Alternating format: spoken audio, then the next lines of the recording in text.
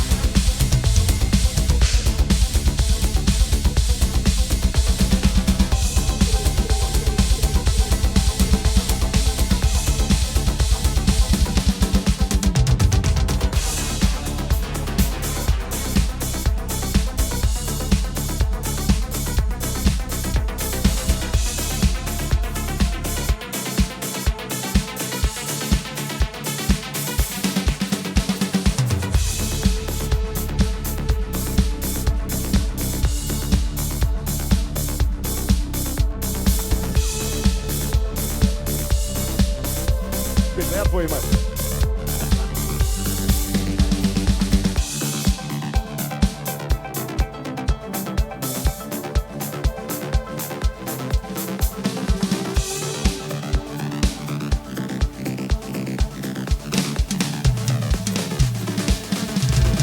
This is the end, beautiful friend.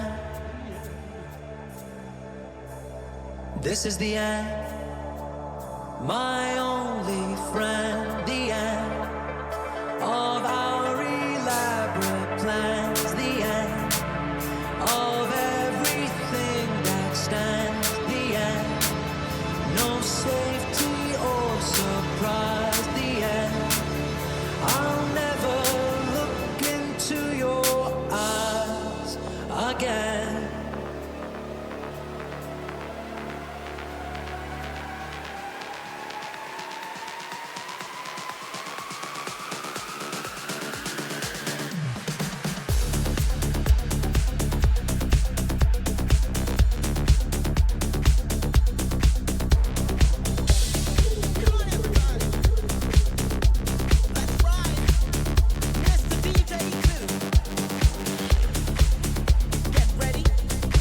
Who's out there in Chatland? Anybody out there? Get ready. Anybody at all? Just a shout if you're in chat.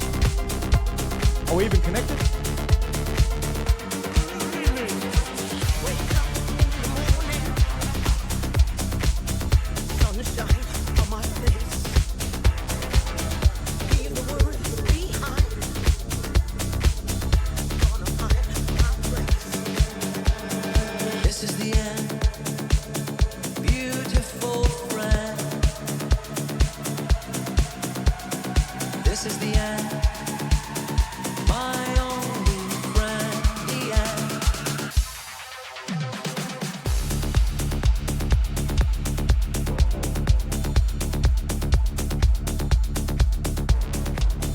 How you doing? Welcome in, my friend.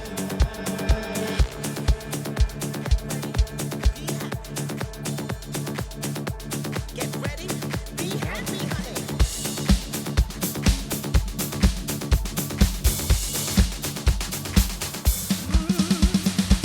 Wake up in the morning. Going well. Going really well. Nice chill afternoon with some DJing. It's a first for me. And me. That's a first for you too, Graham. What's your verdict so far? You want to hire a drummer for this gig or what?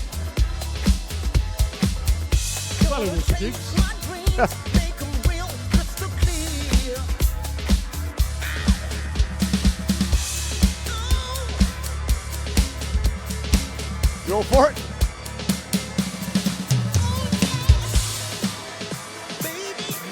Headphones are killing me. You like these ones, though? I'll figure out a way.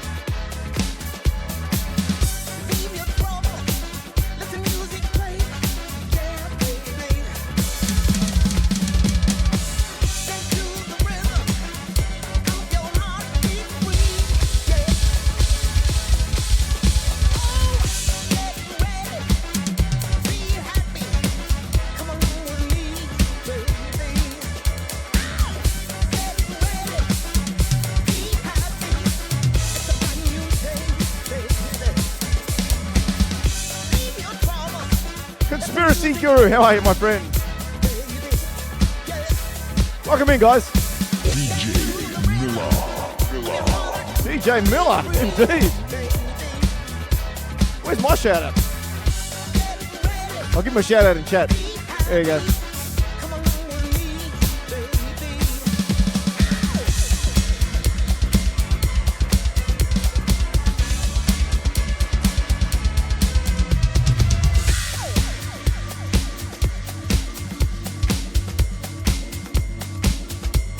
How are you, Conspiracy?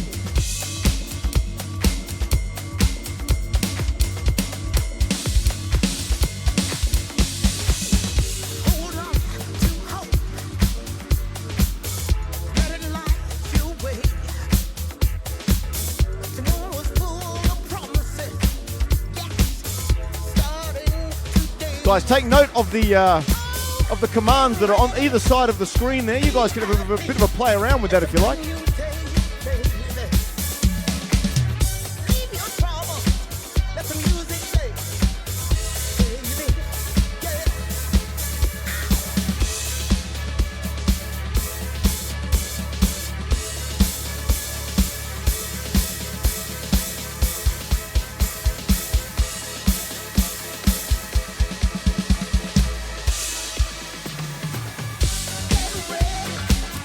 I knew the drop was coming.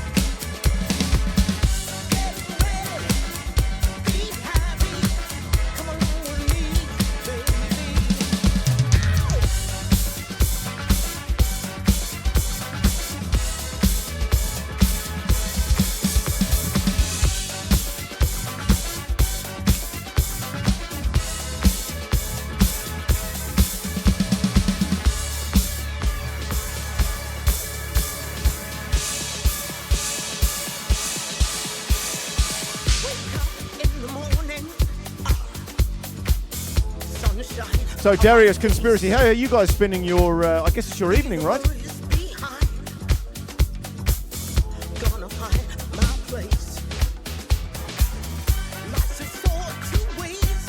Look at him spinning those decks. He knows what he's doing. 223, dude. That's hardcore. I'm assuming that's AM, right? 02, yeah, it's got to be. Nice.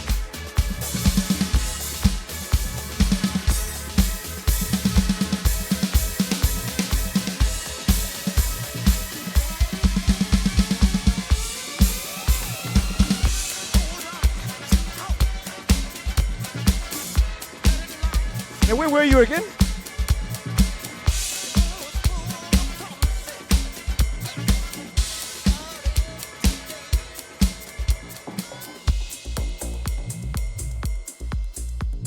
Oh, smooth.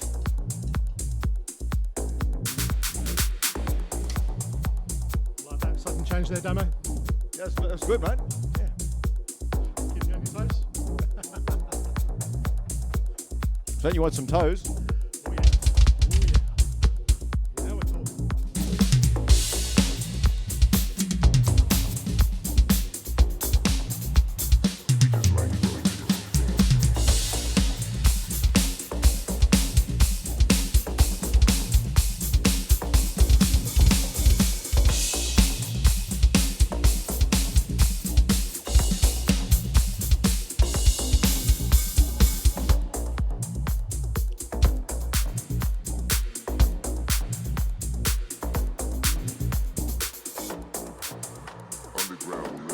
Hey Darius, do me a favour.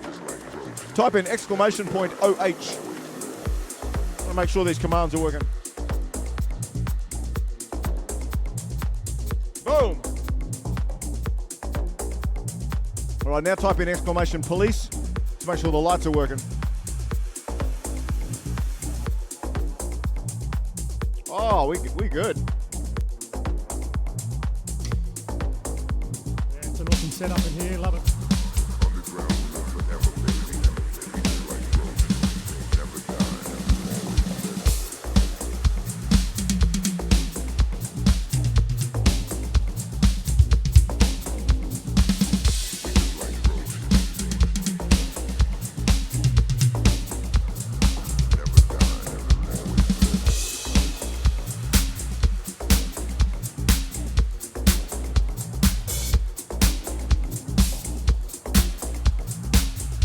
I don't know if you're on a phone or not, but if you have a look in the very right and the very left side of the screen, you'll see some commands. You can mess around with those.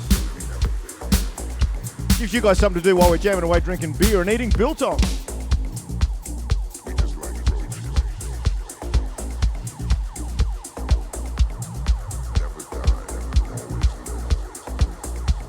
Mr. Miller, what's the verdict on my biltong, mate? Very, very tasty. Very tasty. Very chewy, very chunky. Warning bells. It's addictive.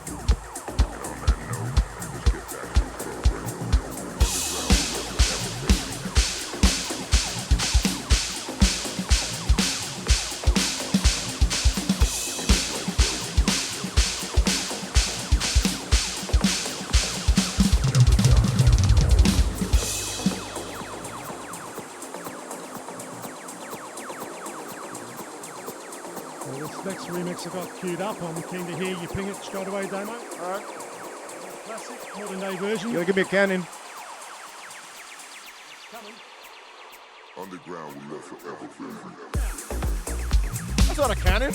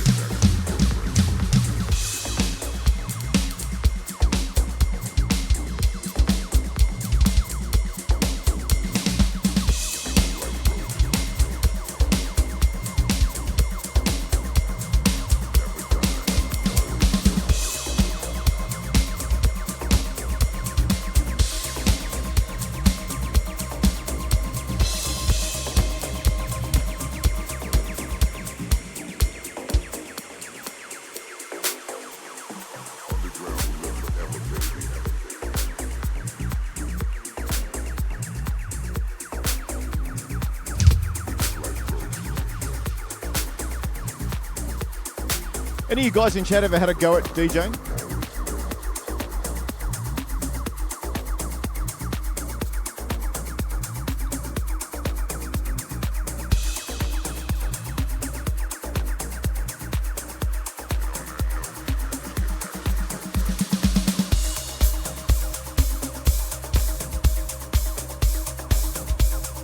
Recognize it yet? Is it hard? No. You're just saying that because you've done it forever? You'll kick yourself with this one.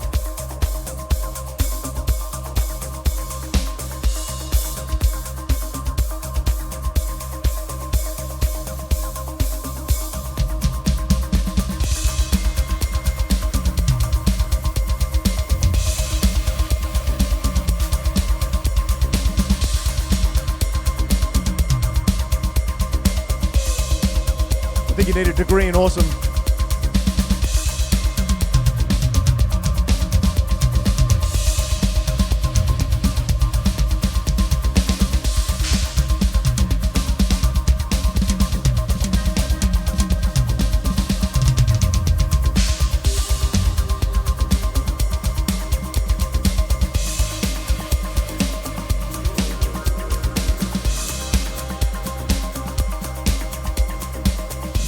What tempo are we at, DJ? a guess. 108. Higher. Oh, 10. Oh, higher.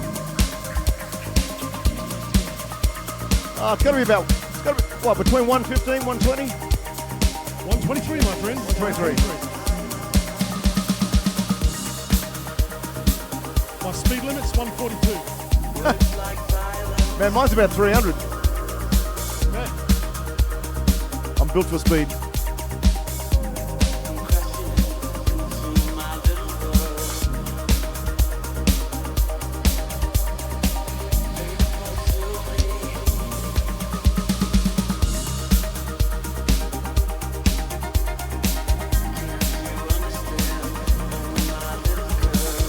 Recognise it now. Yeah, great choice. Anybody guess the name of this artist?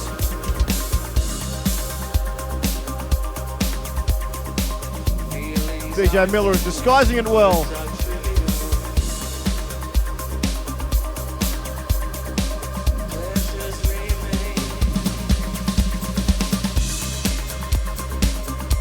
Try and listen to the lyrics.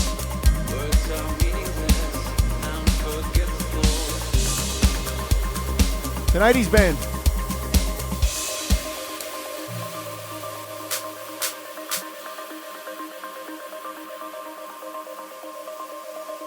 Oh, Damo's having a rest on the drums. I'll just do some DJs.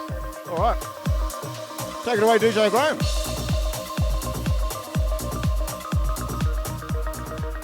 Small sample.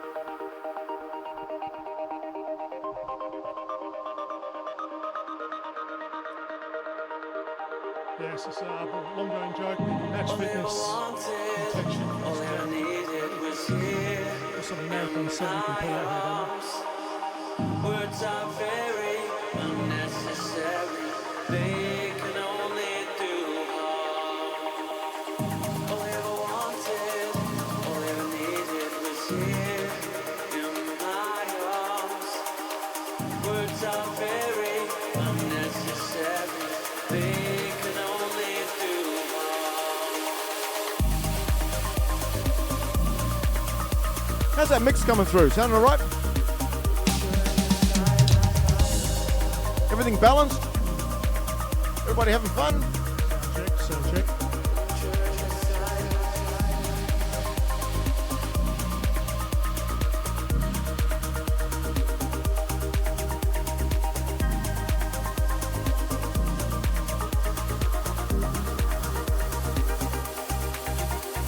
Nicely balanced. This is late night music, Gareth. This is the kind of stuff you listen to when you're out there, out at the club with DJ Miller. What's that? Listen to it everywhere. Listen to it everywhere. In the car.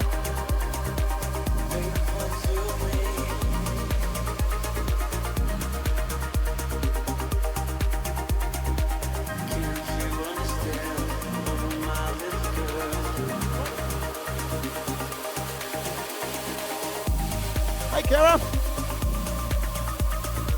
Welcome in. We're having a party. Just a little get together with friends. How you doing?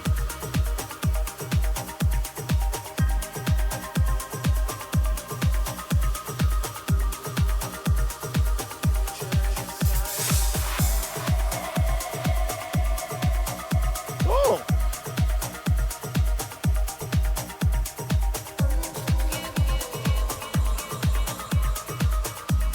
What time is it there? Is it like 5:30? What time is it? Oh, nice change. That was smooth. 4:30, okay. Time for some clubbing music, eh?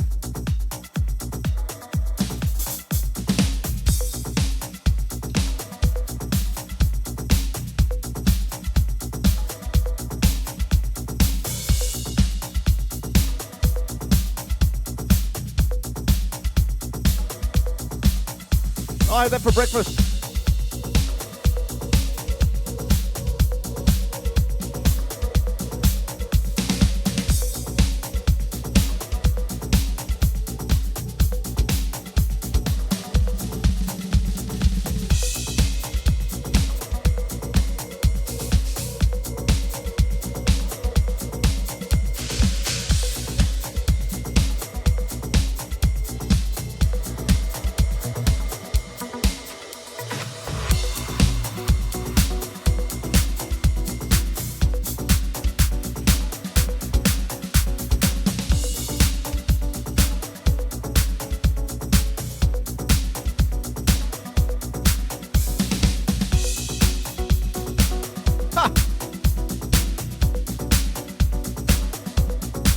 Kara, it sounds to me like you need to be in politics like yesterday. I'd vote for that.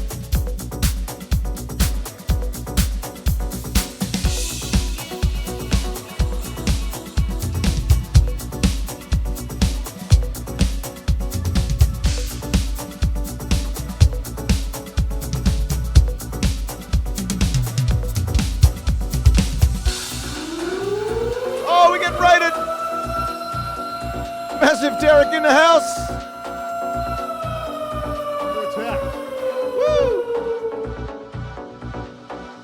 Massive Derek, my dude, thank you so much for the raid. Welcome in, Raiders. We're doing things a little bit differently today. I've got myself, Damo Drummer, and good friend, awesome DJ Miller. How we doing? Van Bubbles, Kettles, how you doing, guys? Welcome in. I've never jammed with a DJ before. Drummer versus DJ. Say that again. Drummer versus DJ. Drummer versus DJ. Who's winning?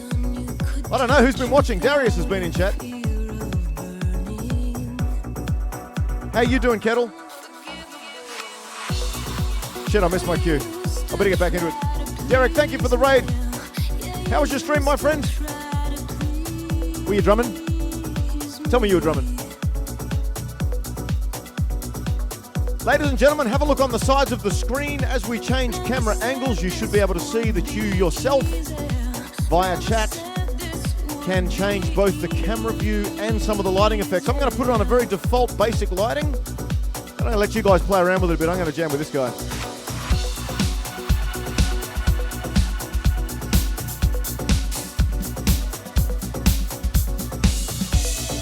Nice one, Darius.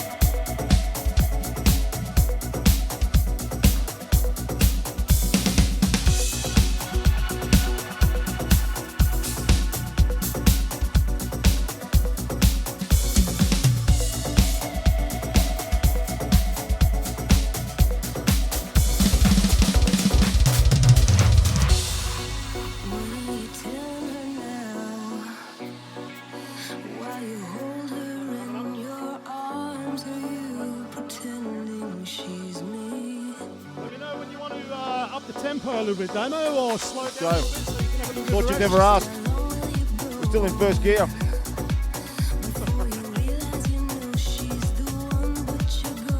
The DJ's threatening me with a tempo increase. You do look fit, you look in shape. I just don't know how in shape you'll be. These guns don't lie.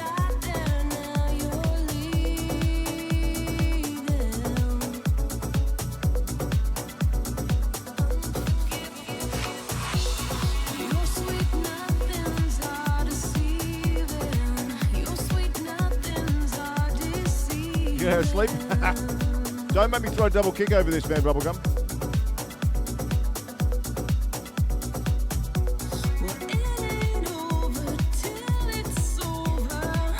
We're providing some good late night tunes for you all. We know you've all just come back from the club and you want to keep it going.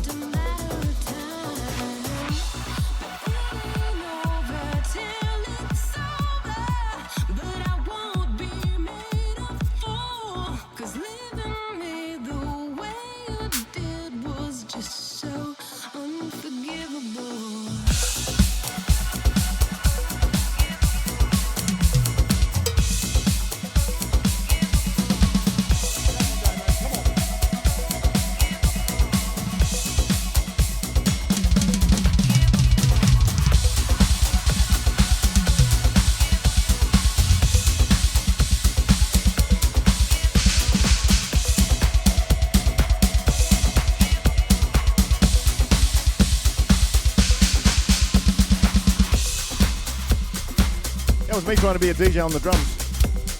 Not bad, not bad.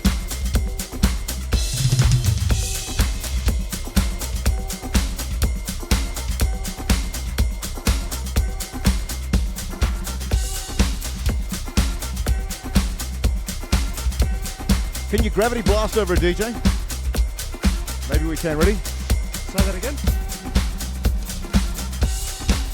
I'm gravity blasting over the top of your beats. Ready? Watch the right hand.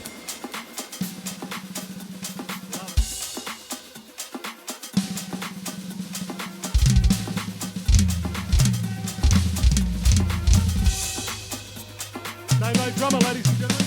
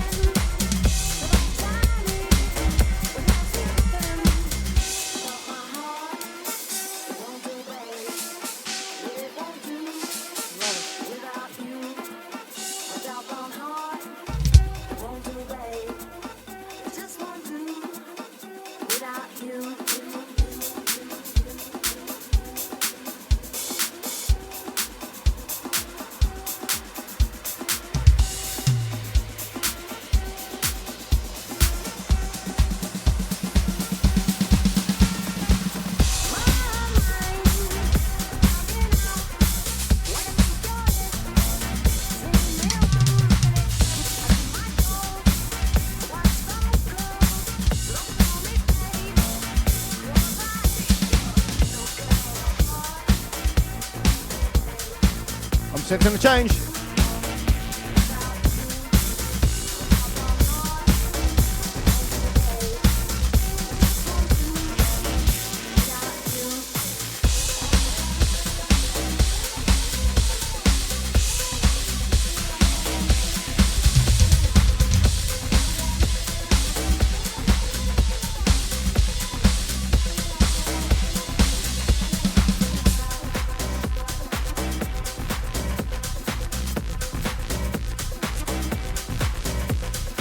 So anybody on the Derek raid, any of you guys tried DJing? Have you been a DJ?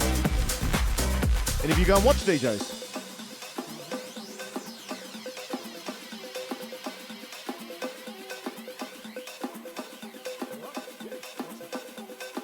Your initials are DJ. Derek, that's it. That's a win. You are a DJ by birth. What time is it there, Derek?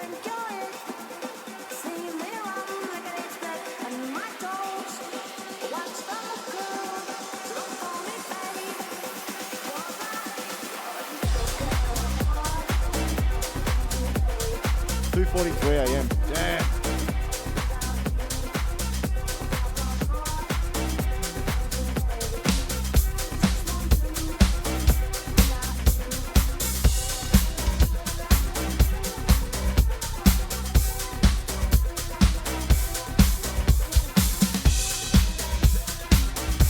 Getting darker.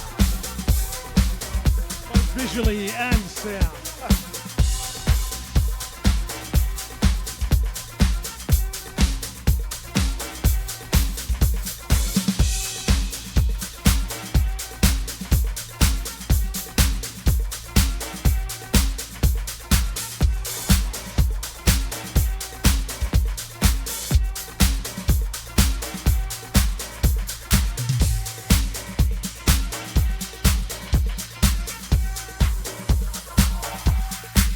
Really nice built on. Well, have we upped the tempo yet? Cat. I'm waiting. No, have we? You said you were going to push me. He's like, calm down. Challenge accepted. I can always go half time if it gets too rough. Half time? We've not even made it quarter time yet. No, that's a drummer term? Not familiar being a DJ.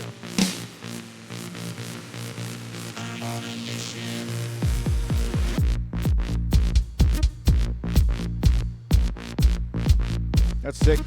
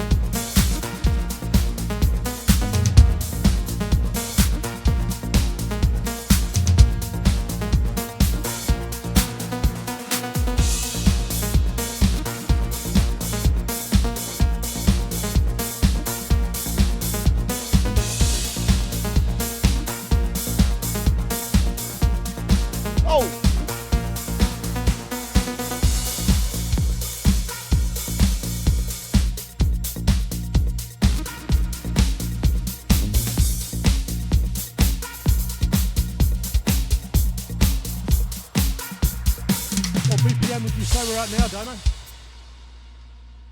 Sounds about 1:30ish. Close. Try again. Bit low. I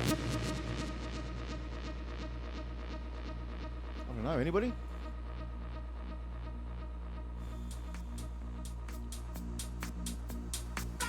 What are you at? No, it's a bit lower.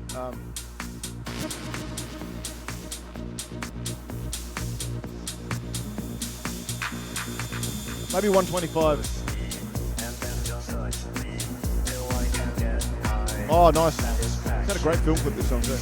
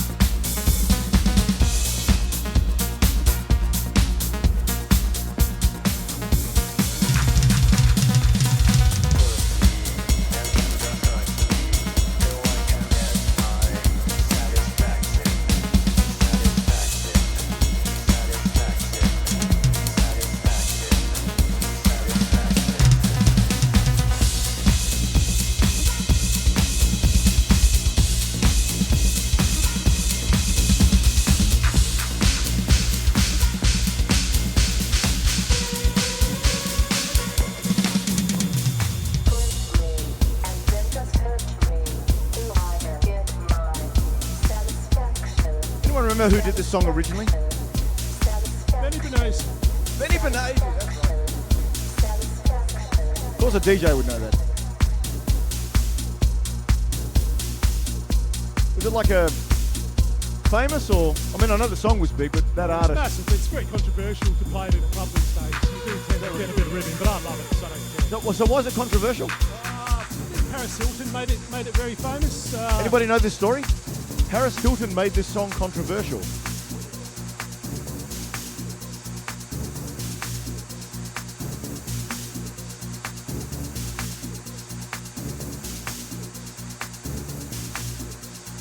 Yeah, we all want to know now.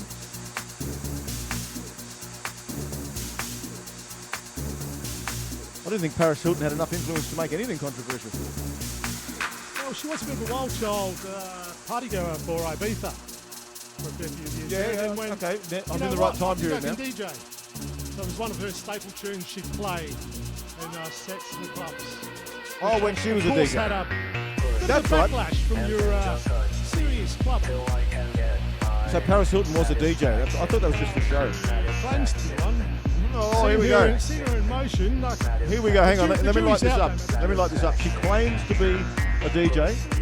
I thought drummers only got jealous.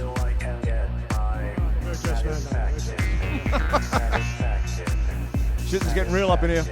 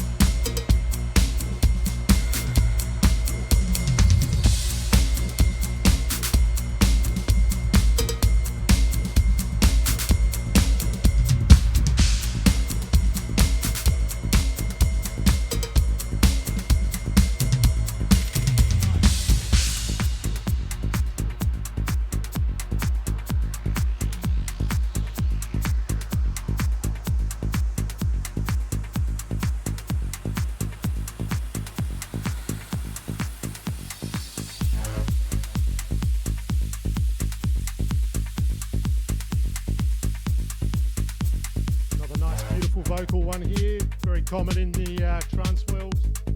Armin van Buren, Shivers. Beautiful remix done by progressive house DJ, melodic techno, Marsh. People in the realm know exactly who I'm talking about. I'm going to let you take this one away. Need a rest, do we? Nah. Match fitness is kicking in.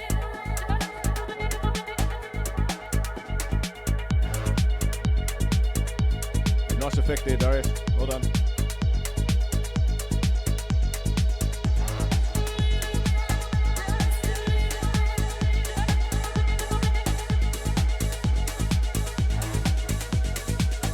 Come on, Nick, drums. Dude, welcome in. How are you? Long time no see. Are you well?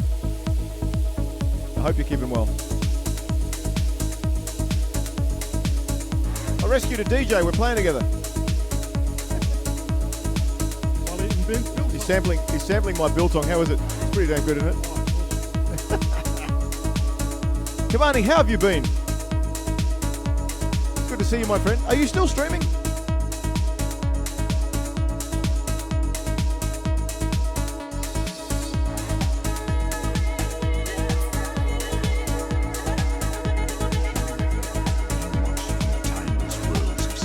Oh, come on, CD. No one could have dreamed we were being scrutinized as someone with a microscope studies creatures that swarm and multiply in a drop of water.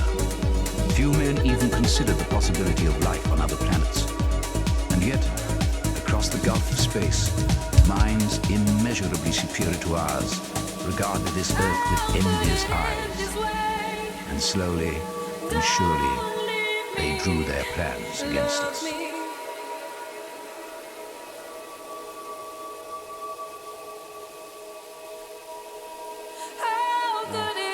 The ambience.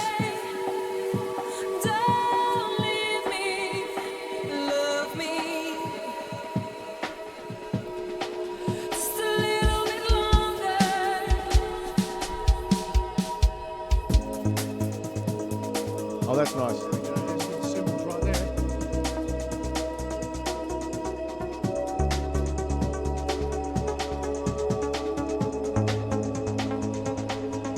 That's a nice sound.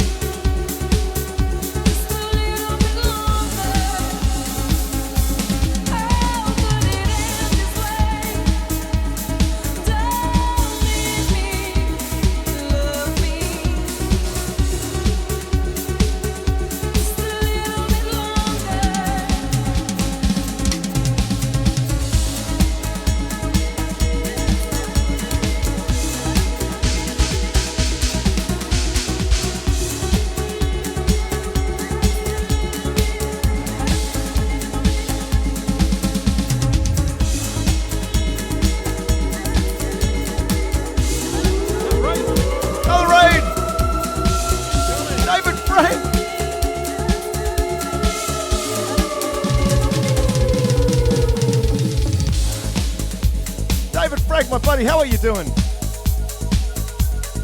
Welcome in, Raiders.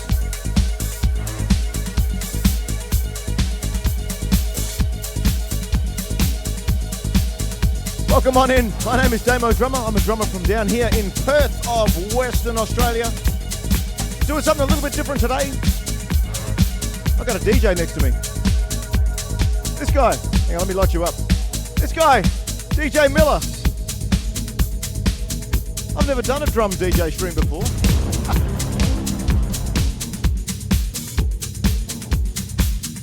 Mr. Frank, how you doing, my friend? Lovely to see you. Thank you for bringing your Raiders through.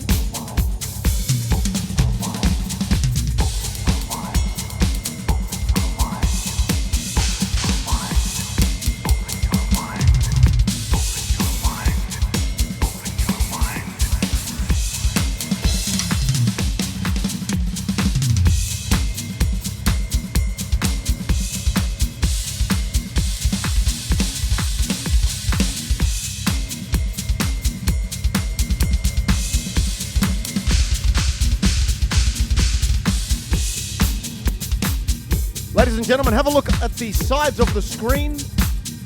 You will see, to the left-hand side, you will see a number of different camera views that you guys yourself can control. So, for example, you could type in exclamation point Dex, D-E-C-K-S, that's E-C-K-S. And that will change the camera view. How good's that? Just like Ink did. And you also, if you have a look over the right-hand side of the screen now, you'll also see a little light bulb. That light bulb will change the lights to anything you want, so I'm going to leave you guys to it. Run amok. Have fun. We're going to play.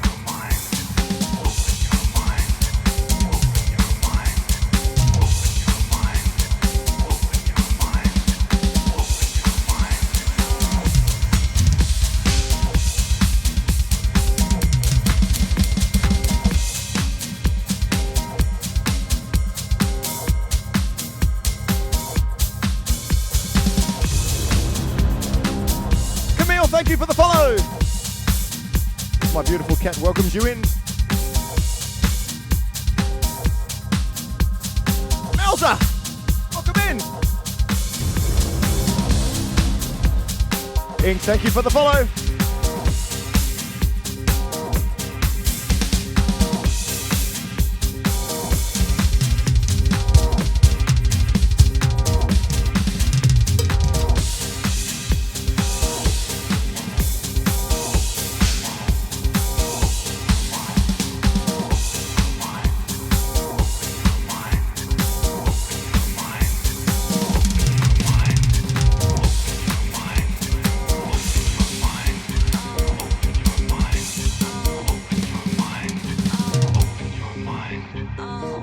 Always reminds me of Mortal Kombat. Every time I hear it. Well, this was the old school raver back in the heyday. Is that right? 1993. This was absolutely belted in every single illegal rave in Britain for about 5 years straight. Nice. This is our modern day progressive house remix of it. Nice.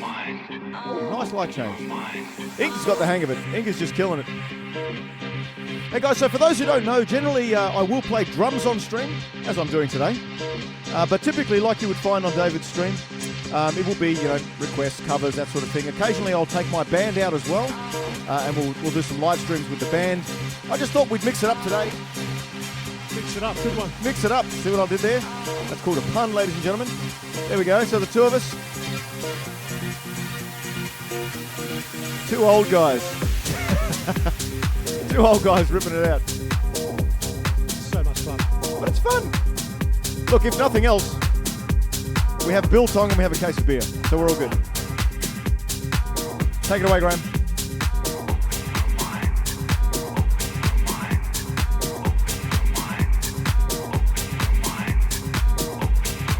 And how did this full beer get in? Magic. This room is magical.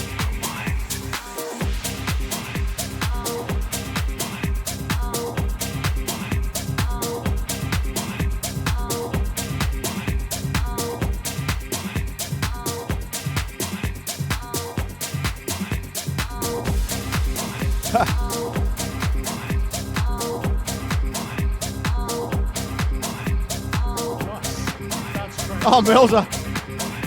Gold.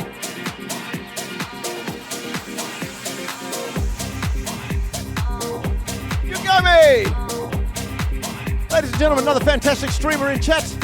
Please, if you haven't already, we have David Frank, we have Massive Derek, we have Yugomi. It's very, very simple to follow them if you're not already.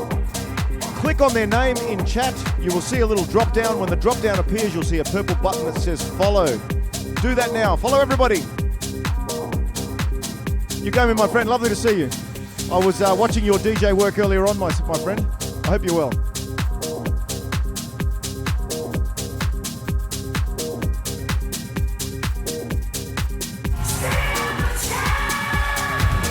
Brooke, thank you for the subscription. How you doing? I should probably play something, shouldn't I? Doing all right in the mic there, Damo.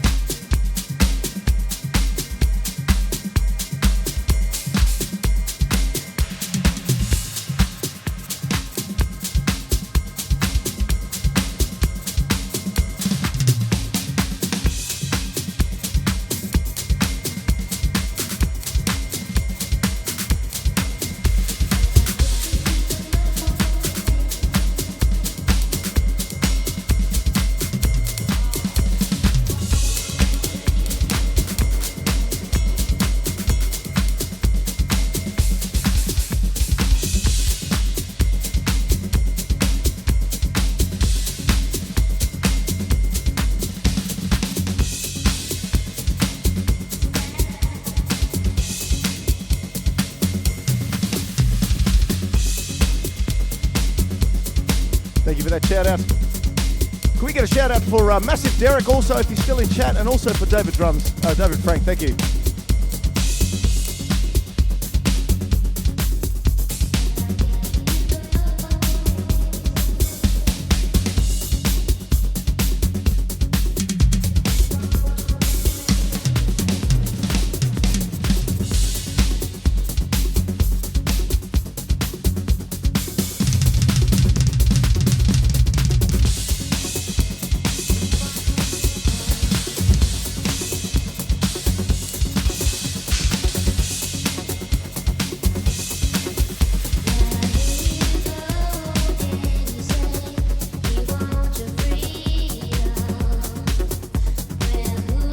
Anybody know this one? That's a little different.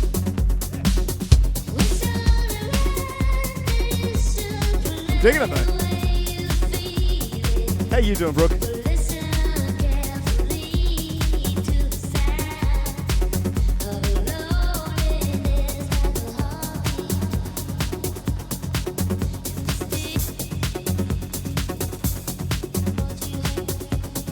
My headphones are going sort of one side, two sides, one side, two sides.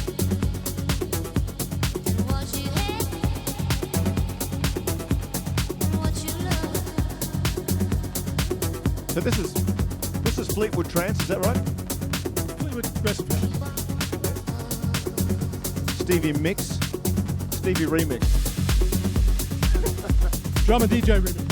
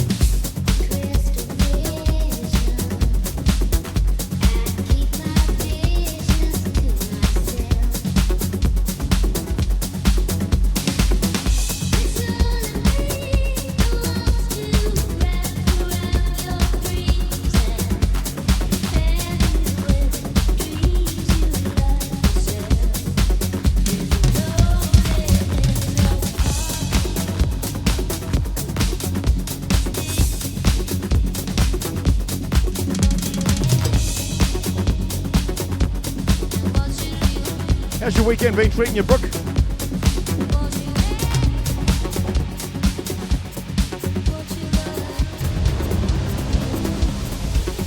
Elms 1. Thank you so much for the follow. How you doing? Welcome in. Welcome in, Raiders, to this Raiders and friends and followers. to this very unusual, kind of cool stream. What's that? Yeah, it's working. I think it's working. Hey, shit, I'm having fun. That's all that matters. Thank you to those who have rated. Thank you to those who have followed, and also those who have subscribed. Good on you, Elms. Elms, are you into the DJ scene? Are you into the trance stuff? Are you into the drum stuff? What brings you across, my friend? Is it my biltong? Yes, it is. It's got to be the biltong. Very tasty. Hey, Mal the Great. Oh, nice. Yeah, we just thought we'd experiment up. So, DJ Miller and I, we actually work together in real life. And he's constantly been saying, oh, you know, it's such a hard life being a DJ. You know, all the complaining that you would expect. Meanwhile, I'm just out here, you know, ripping out 300 beats a minute. Not really.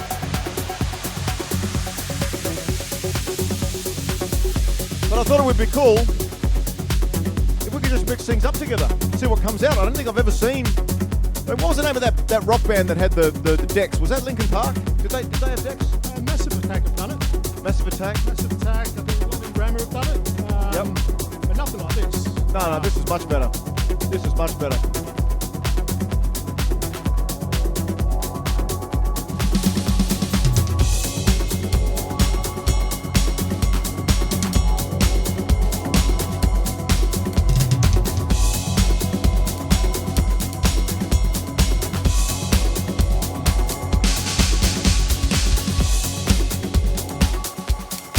Yeah, I thought they did. Well, let's get into it.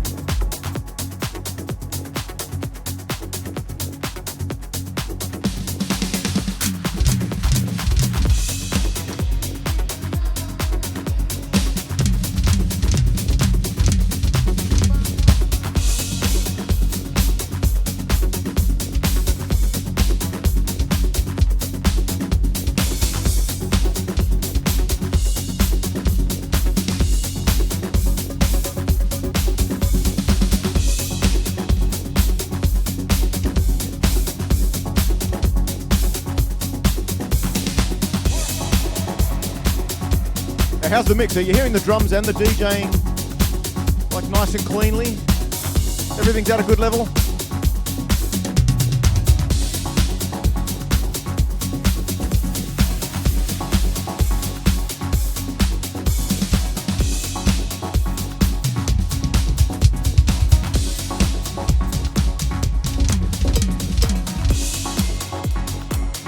Sounds good? Okay, thank you.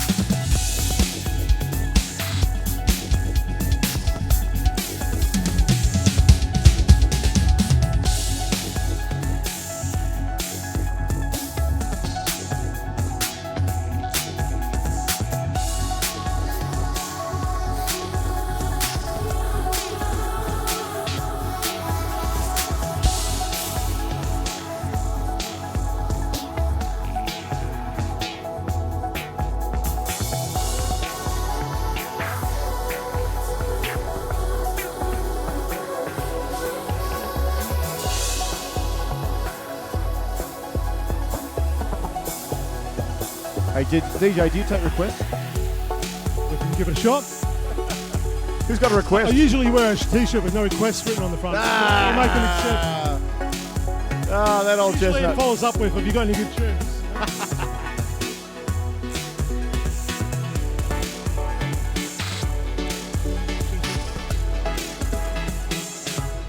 No request, he says.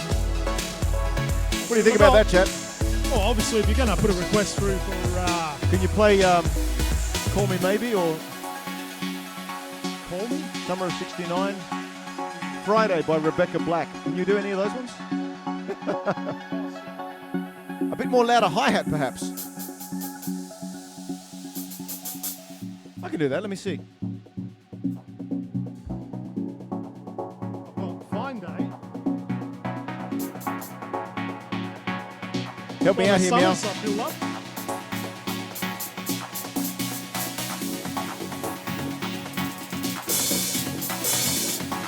How's that?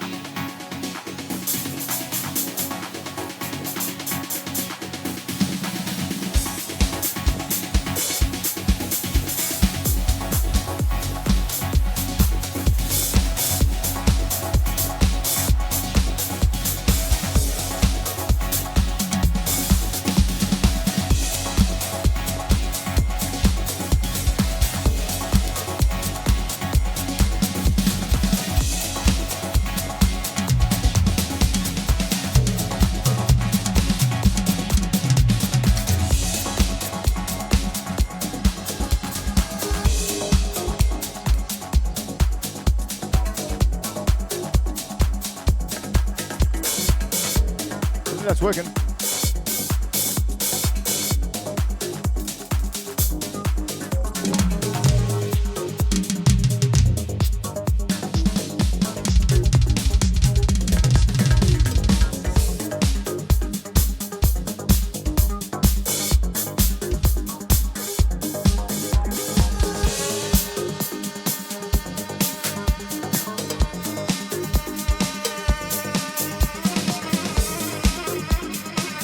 Oh, we're moving to the Middle East. Yeah, it's a little bit of a ring-a-ding-ding.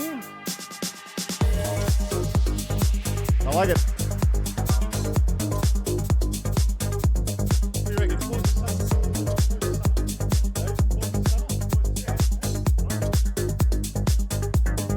It's a bit of a favourite around these parts. Yeah, do you know who sang that one? Hang on, you got Spotify there.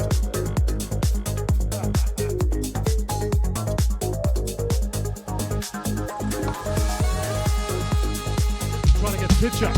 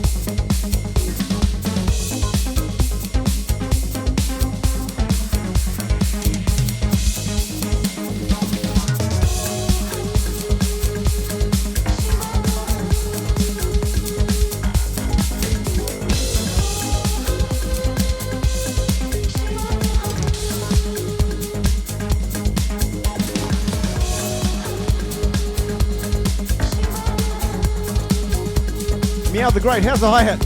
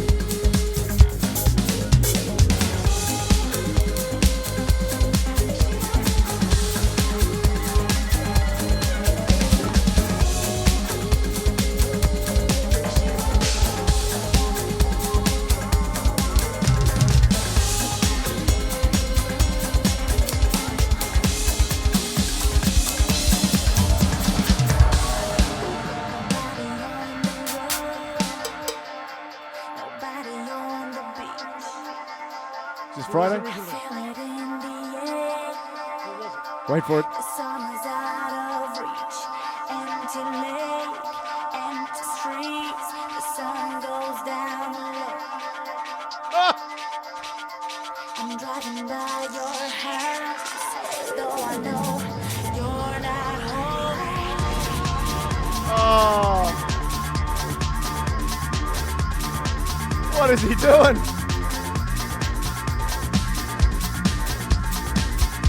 Just call me DJ. Get your hands in the air!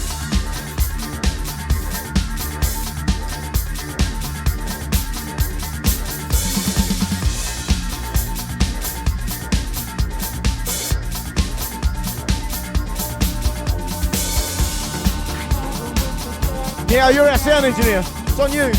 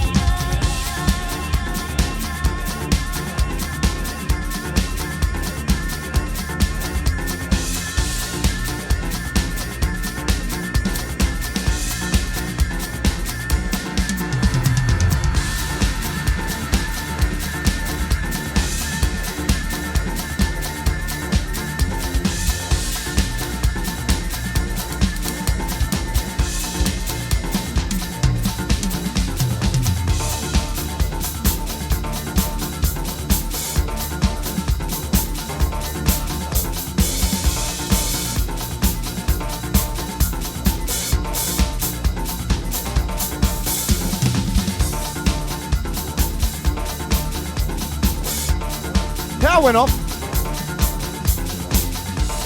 It was just that awesome, Melza.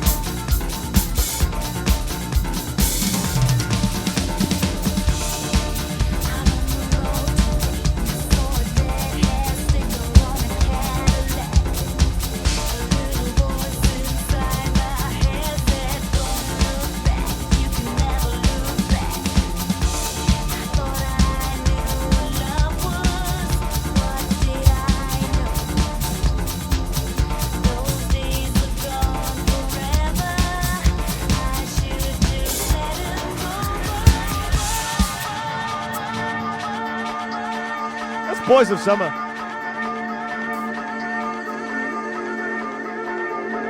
No, that's it, Meow. You've been nominated. You are now the E-drum mix engineer.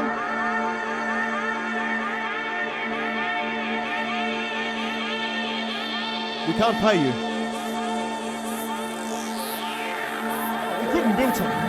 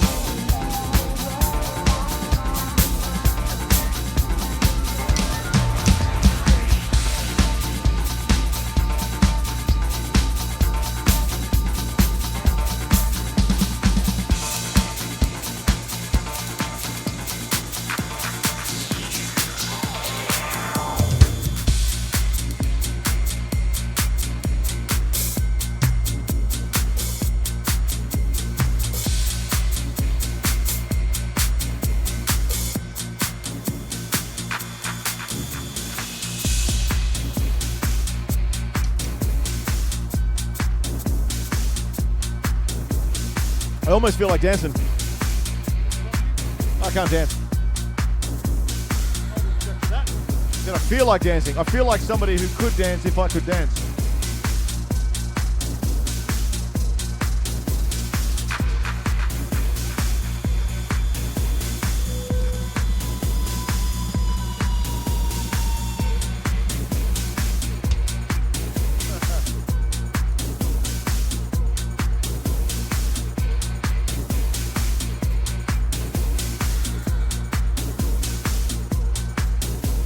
Test you out a wee bit here, Damo. Oh, hello, what do you got? Wait and see. Wait and see. At least it's not wait and bleed. Am I right? Am I right? I'm actually kind of scared. It sounds like Prodigy. Correct. Woo! You thought he was just a drummer.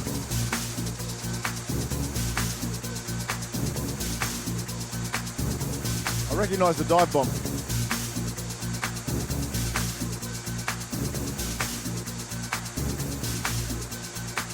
How good's this guy?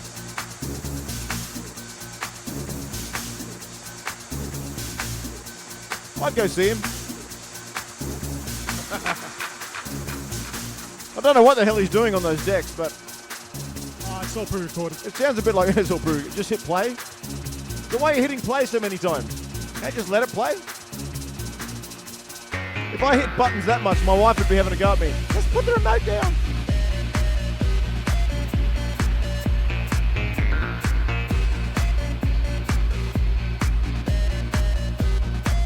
Darken it up a little bit of more techno creeping in. It's all you, my friend. Go for it.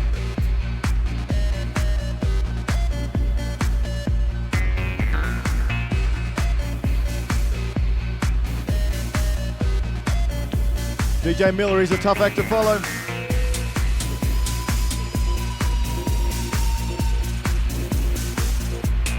You know what we need? We need some high quality pingers. That's all. Am I right? Brooke knows what they are. More Prodigy.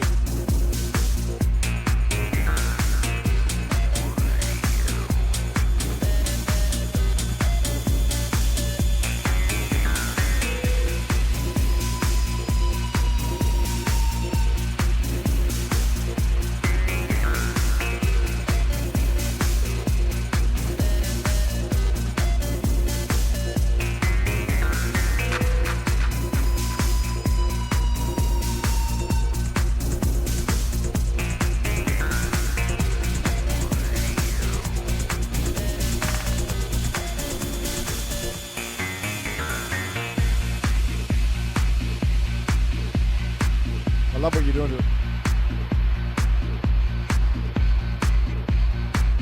Anyone in chat remember the name of this tune? It was definitely the Prodigy. Meow, do you know the tune? The actual name of the song? It's the Miller Drummer, Damo Drummer special, I think. It was. It was.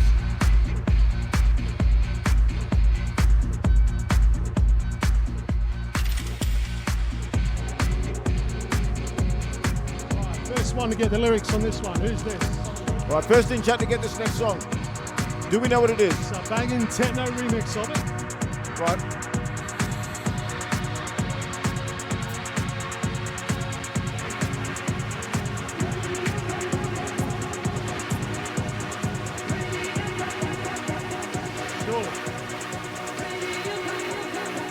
Anybody?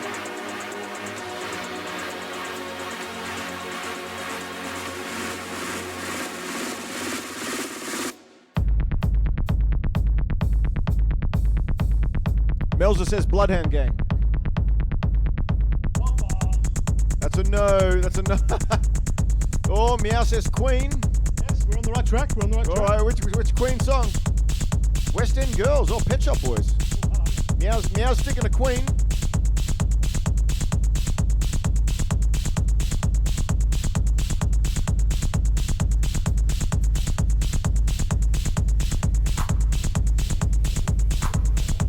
That's sick.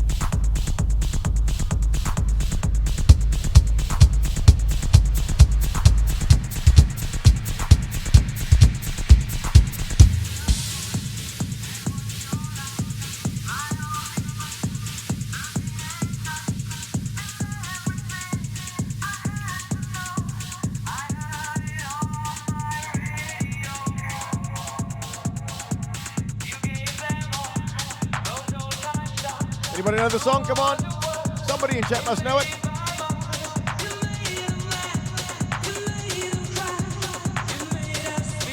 What do we hear?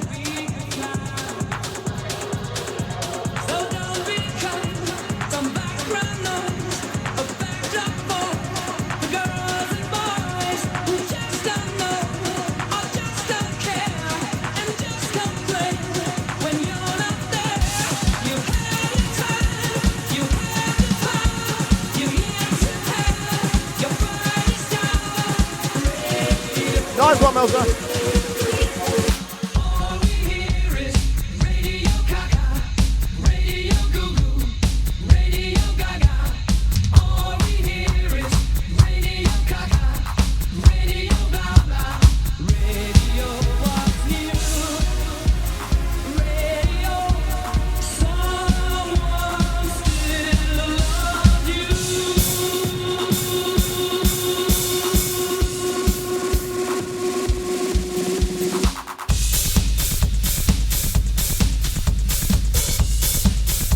Oh, it's getting hot in here.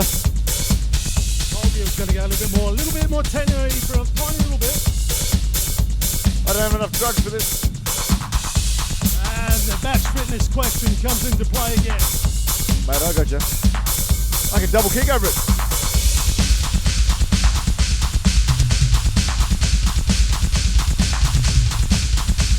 We watch the shows, we watch the stars on video for hours and hours. We heard My chatters have got me match fit.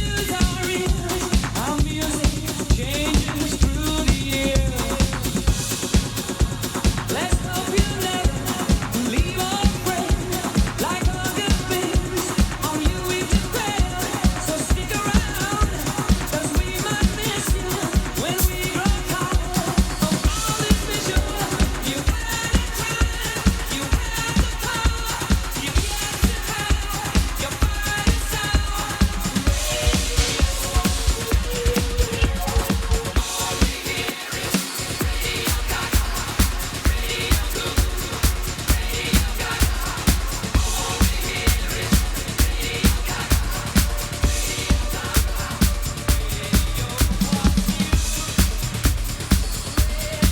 Melza, type in exclamation point Dex.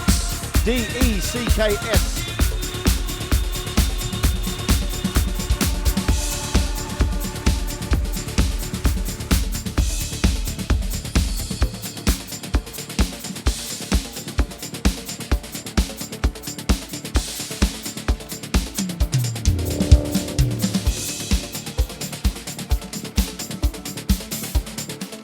There you go. We're going to talk about that setup in a second because I wanted to ask some questions about it.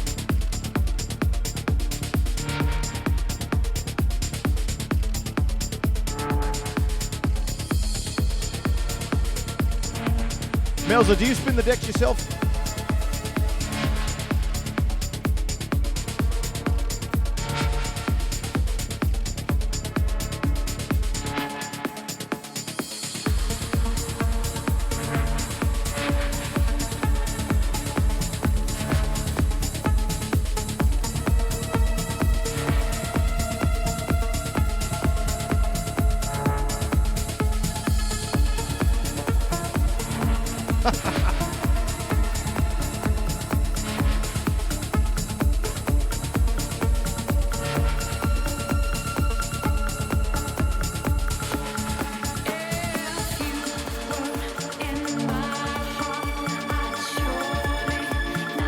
You like to dance?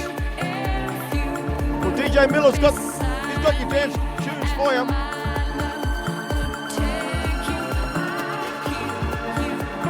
Feel free to jump in and dance.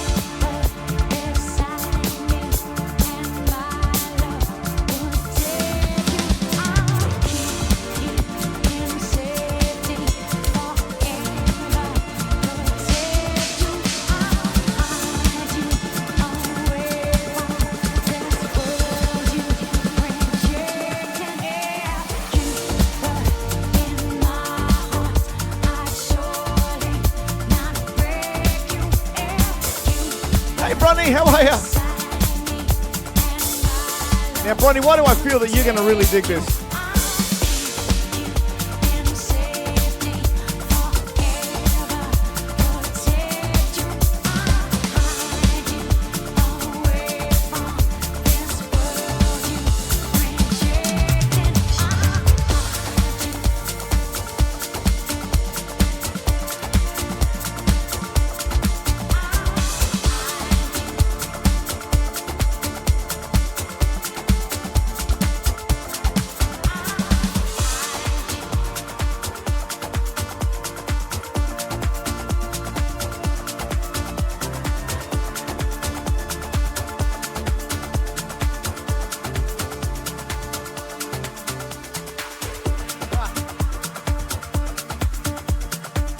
We're going full trance and techno here today.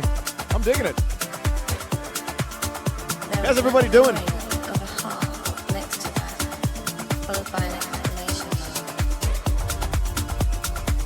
More importantly, there's a battle going on here. Who's winning? Yeah, who's winning the battle? That's a really important question.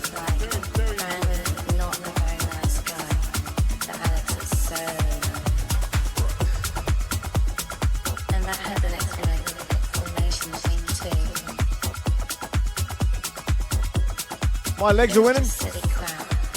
Let me just expose them a little bit more for you. There we go, Bron. Biltong's definitely winning.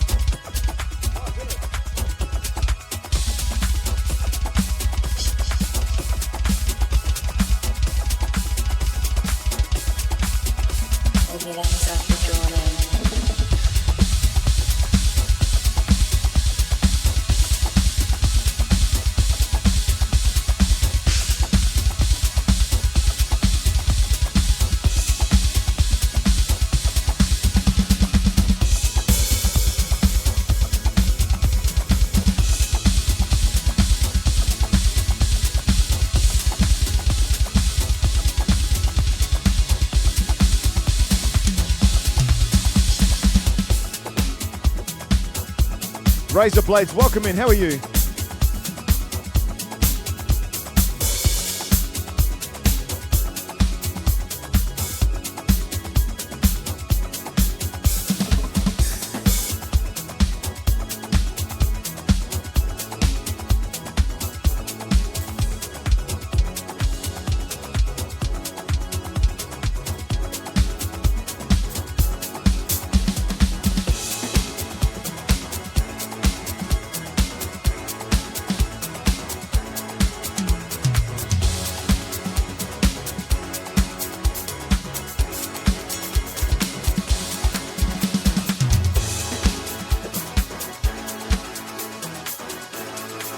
Oh, this is your party music right here, Razor. We got your nice music right up in here. Could be the rhythm of the night. Courtesy of this great man.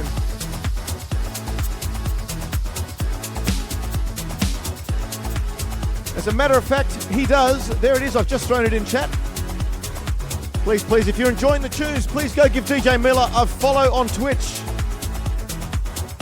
Link is in chat. You can go directly there.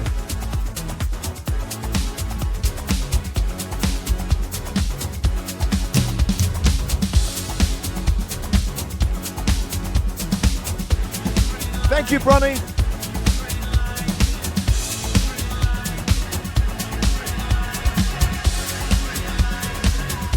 He's killing it.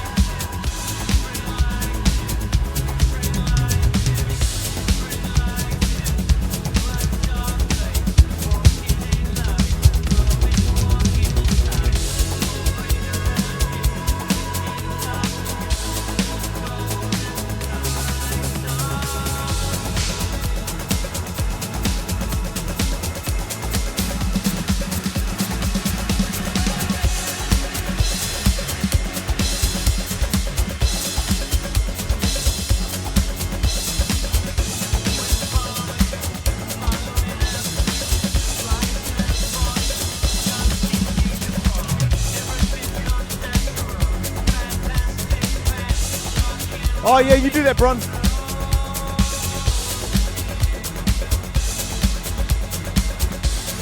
Thank you, Razor.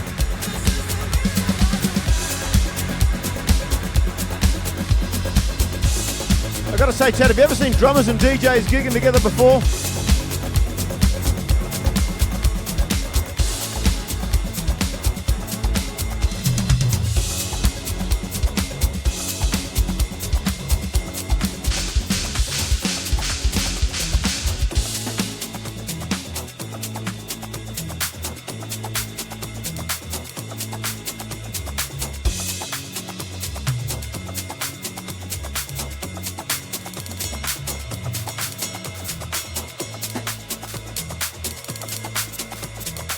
There was a little drawing of a Lovely heart remix of next to Underworld. that, followed by an exclamation mark. What was that, mate? Say again. It's a lovely, lovely remix of Underworld. A lovely remix of Underworld. You've never heard Underworld? No, when I think of Underworld, I think of the band on the poster next to you. There's another Underworld in the dance scene. Ah, there you go. And that had the exclamation. Kind of music I chill to, even though I like rock and roll and pop. You know, Razor, we all have It was just we all have silly different crap things that we're into, right? on the spot, That's a good thing. and he let himself be drawn in.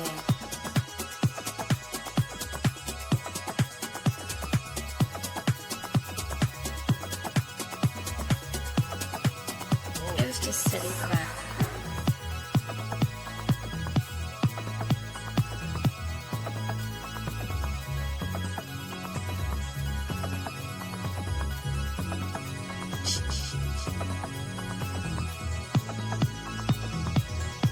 Might change kit sounds to this one.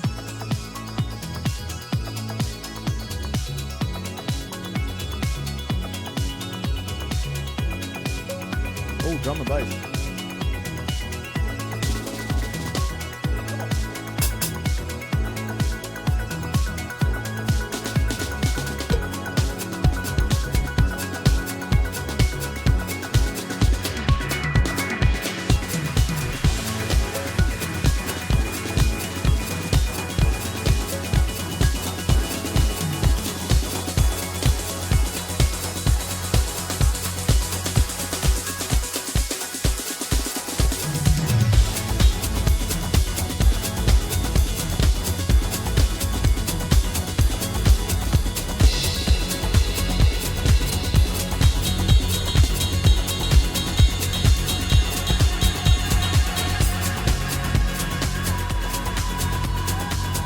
That kit's not working.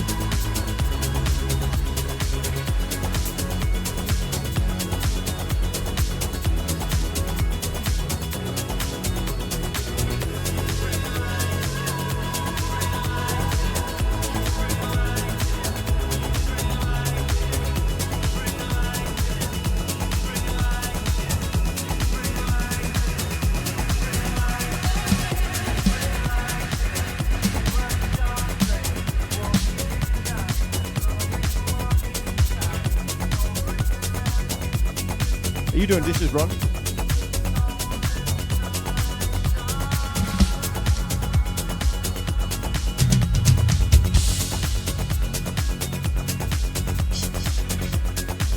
I shall, Razor, I shall.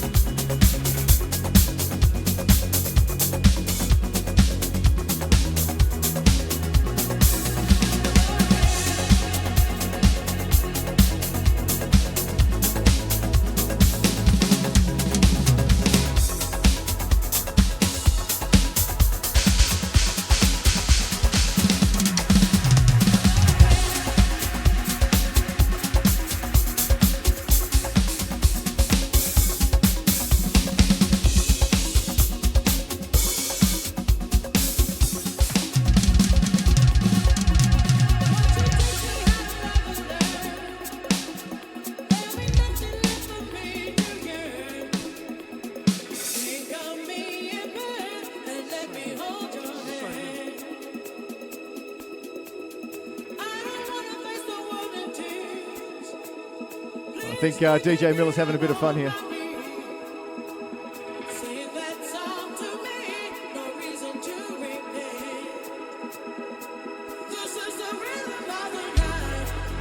That's the bass.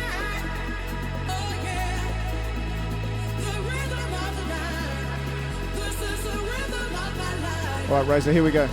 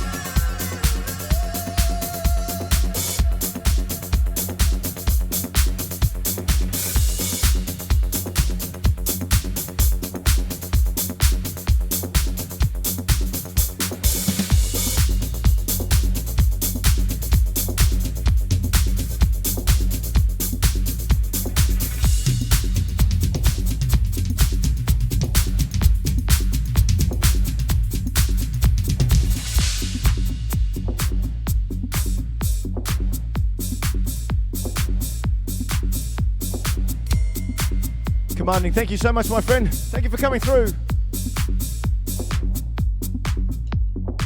Can you hear me? Talking in my mind. How's the match fitness going? It's good, mate. Good. Yeah, so, Let's have a chat.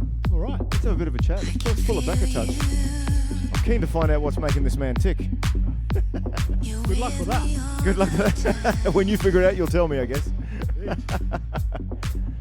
Right now it's Biltong beers and beats. Biltong beers and beats. The 3 Bs. It's a 3B stream. Riley, thank you so much for coming through. All right. Let's pull that master fader down a touch, mate. Let's keep going. Keep going. I actually want to hear you. I hear it. I actually want to hear you. Keep going. Keep going. No, the wrong direction. Pull it down. I want to talk to you. Oh, Just Ruby says old Biltong. Oh, spot the South African. It's very good. Oh, well, first of all, Can I have another? I'm out. Yeah, we'll have another one. But cheers to you. And Chin chin. and ladies and gentlemen, can we get an exclamation point clap in chat for DJ Miller, who was kind enough to donate his time on the weekend to come down and waste some time with this drummer. Thank you. What a very, very, very, very good option it was. Oh, thank you, people. Look, people are actually listening. I thought you'd all fallen asleep. You're all still here. You're all still here. Fantastic. You know what Damon's doing right now, don't you? His match fitness is in question and he needs a little bit of a break, so we're having a little chat. We're having just a little so he chat. can catch his breath. It's not me. It's not me. I'm just, your fingers might be getting sore moving all those faders. Oh, right. Yeah. They are a little bit, but no, I've got a lot of calluses there now. Right. You've got to build it up, right, to match fitness, as we were talking about. But no, in all seriousness, thanks, mate, for coming down. Oh, mate. And great fun. what an afternoon we're having. What an afternoon we're having. Yes. So, for those who don't know, I've known this guy for, several years now? A couple of years. We actually worked together in real life. Yep. And how long have you been DJing now? Oh, 1998, I think it was. Jeez, that's like horse and back cardio. I'm an old man now. Yeah. Went back to, born in Glasgow, Scotland. Scotland. Anyone from Scotland in chat? Anyone from Scotland? Anyone? No, didn't think so. Keep going. So born there, come over here when I was 11, raised here, went back there when I was 18, 19, 20. Right. And that's where the whole dance music scene just started to really Right. blow up in the UK. So you were born in Glasgow. Born in Glasgow, You came here. You went back to Glasgow. Said, fuck that. Came straight back here again. That was the short summary of it, yes. But no, there was a period of time in there where finding the roots and working over there and getting involved and learning all about dance music and culture. And I remember going a night out with my cousin from Glasgow to Edinburgh and going out to a club and listening to this new music, this new electronic dance music. And how old were you then? Oh, it would have been about 19, 20, 21, roughly about that. Okay, yeah. Long time ago. And just hearing that sound in a club would just blew my mind. It was, well, wow, what is this? And just so happens that the cousin I was staying with at Edinburgh, her flatmate had a set of decks set up in our lounge room. It wasn't Paris, was it? It wasn't Paris. No, it wasn't Paris, okay. No. A long story short, we went out that Friday night, came home that Friday night. My cousin had to physically pull me out of the building off the decks Sunday afternoon to go back to Glasgow. And since then, it was like, right, I think I know what I want to do. And It was brilliant back then because Glasgow had a lot of boutique little record shops. So that's when I started buying vinyl. Right. Yeah. So you've been collecting vinyl for like longer than I've been alive, just about. Pretty much. Wow. Yeah, old man now. Wow. Yeah. And so what's your collection look like? So I know we have guys like, for example, Yugomi, who's probably gone to bed now, but Yugomi in chat is also another fantastic drum streamer, but he also spins, he does decks, he does gigs, Right, okay. same as you. Yep. And he's got a massive collection. In fact, it's part of his stream when you see he changes his camera view. Nice. And they've wall to wall, just vinyl. Yep. You know, all older stuff, newer stuff, 80s stuff, just loves his music, you know. And it's sounding like you're kind of the same. Oh, absolutely. Sounds great. Yeah. So you've been collecting. So you come down to Perth, possibly the hardest place to come to get a gig. How do you get work? What do you do? Well, initially it was more of a passion, not really caring too much about the money. But like I was telling you earlier, the funny story was agreement with the wife, marriage. She let me be the DJ, spent a lot of money on the decks. She let you be the DJ. I like that. And she said, get return on investment. So away I went, playing house parties and gigs and cashies and kind of like what you still do. Bloody hell, that sounds all familiar. the equipment and packing it up. And what is it with wives telling you to go get a return on the investment? Can't you just enjoy the hobby? Wow. No. No. So as soon as it was 10 grand, as soon as I hit the 10 grand mark, I was a little bit over the whole packing up and shipping down and carrying and carting. Loved the gigs. The gigs were great. But then decided, no, if I'm going to play, I'll just play in my own studio and we'll see if I can get nightclub gigs. So ended up doing a couple of competitions in Perth back in 2000. Competitions? Competitions. It was What's DJ that about? competitions back then, yeah. DJ competition? Well, there was a place called Rise, a nightclub, big one in Perth. I know Rise, yeah. And it was prominent for that trance sound and hard house and a really sort of more serious end of the dance music sort of scene. Right. And they put out a bedroom to big room competition back then. And I'd done all right. I went out and made the finals and got to know the owner of the club itself, who was a DJ also. Yep. And ended up giving me quite a few gigs with some of the big boys that came over to warm up for them. So awesome. Yeah, it was great. Awesome. And I noticed Paul the Entertainer's in chat. Paul, how are you doing? I know Paul is also a musician who plays solo shows, band shows out. Correct me if I'm wrong, Paul, you're out Mildura way, over east there. And he was saying that Brizzy also lets him be a muso. Keeps me out of her hair. Yes, that's very much also very, very true. So doesn't matter what side of the scene we're on, we always seem to have the same backstories. That you know, we enjoy it as a hobby, and then the wives tell us to get out there and start making money out of it. Because I think it's a man thing too, more than anything. We just love, you know, having fun. We don't. I never saw the music thing as something to make money out of necessarily, especially starting in originals, because there isn't any. Yeah. But yeah, when I got into a cover band, yeah, we started making some decent money. It never really sort of drove us, but it was lucky enough that I had the opportunity to do both originals, so I could get my sort of musical creative side out, but then I could still do the covers and get a little bit of money. So kept the wife happy, and rest is history, I guess. So what about, you were saying that, you know, you did well in these competitions.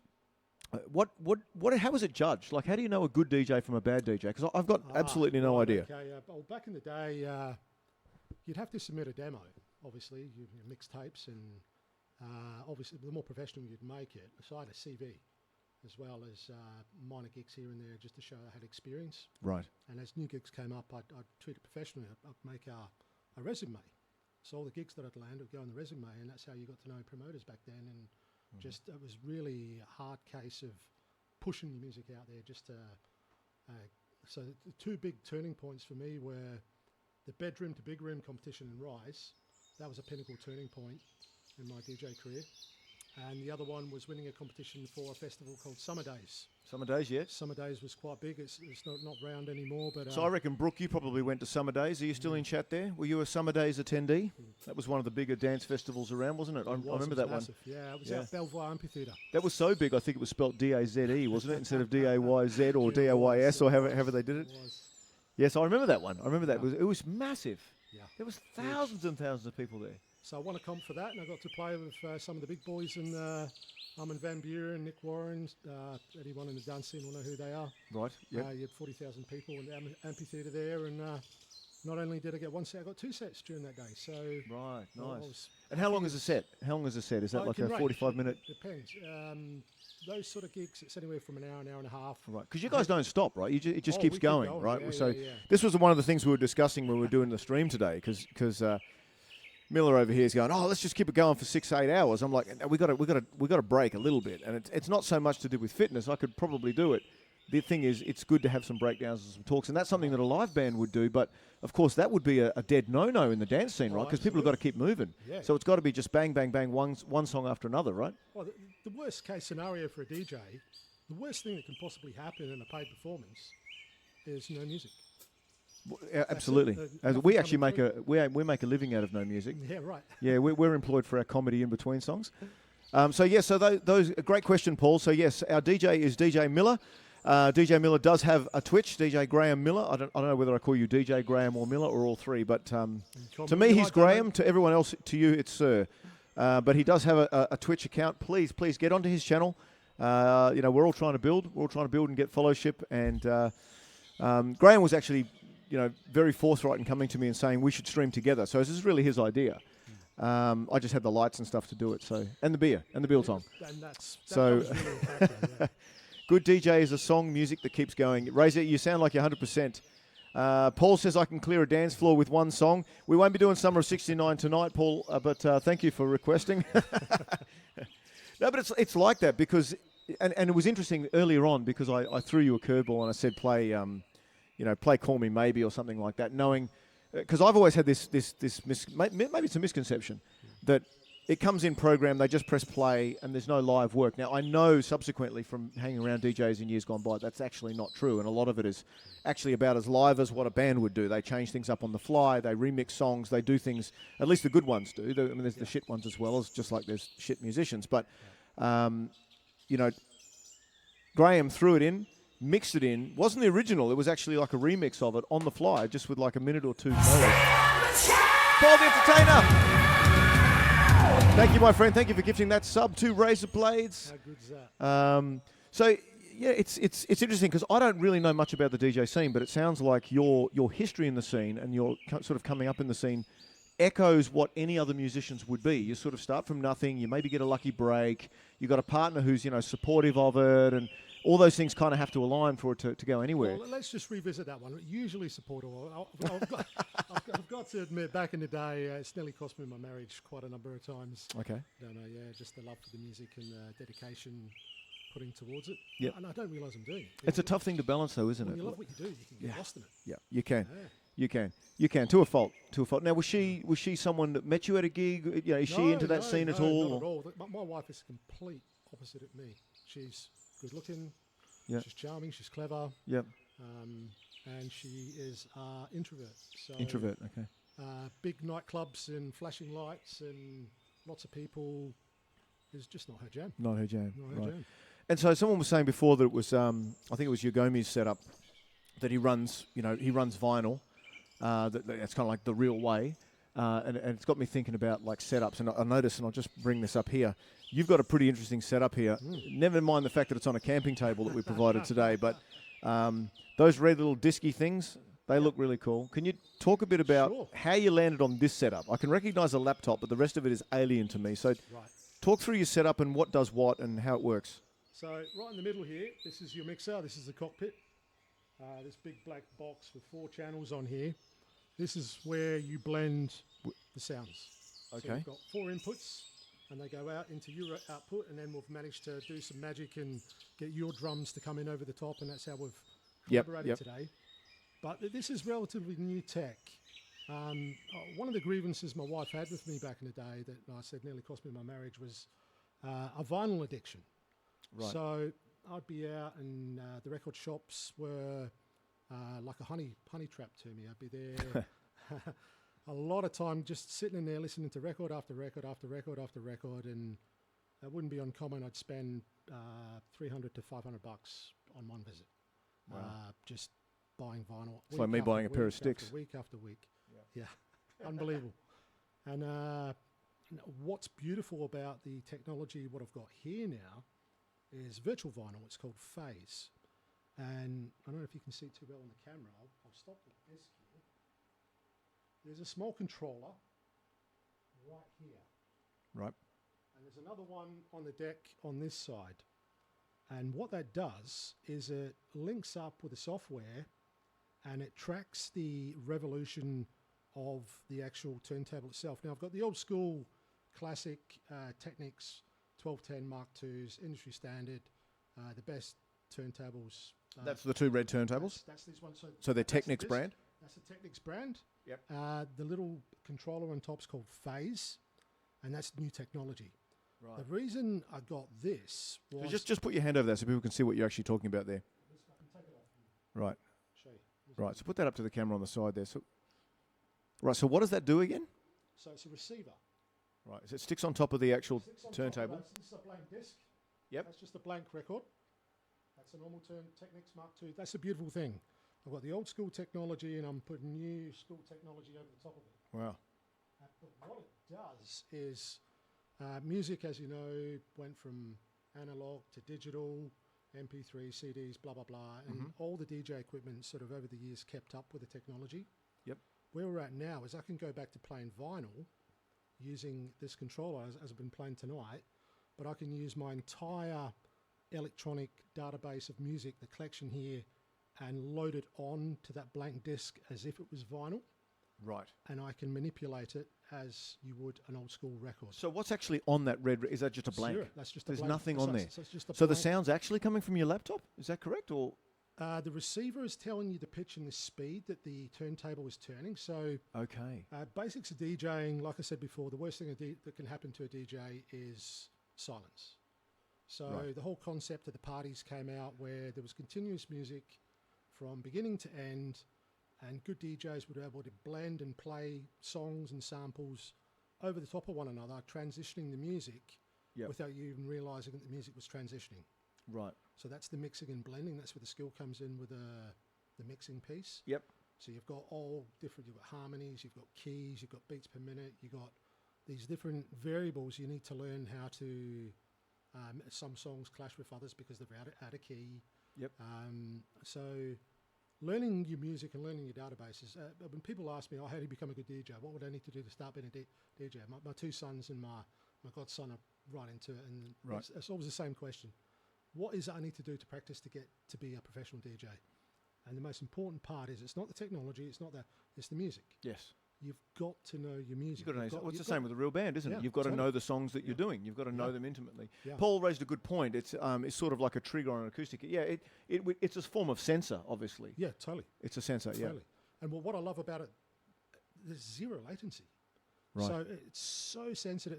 It's as if you're touching vinyl.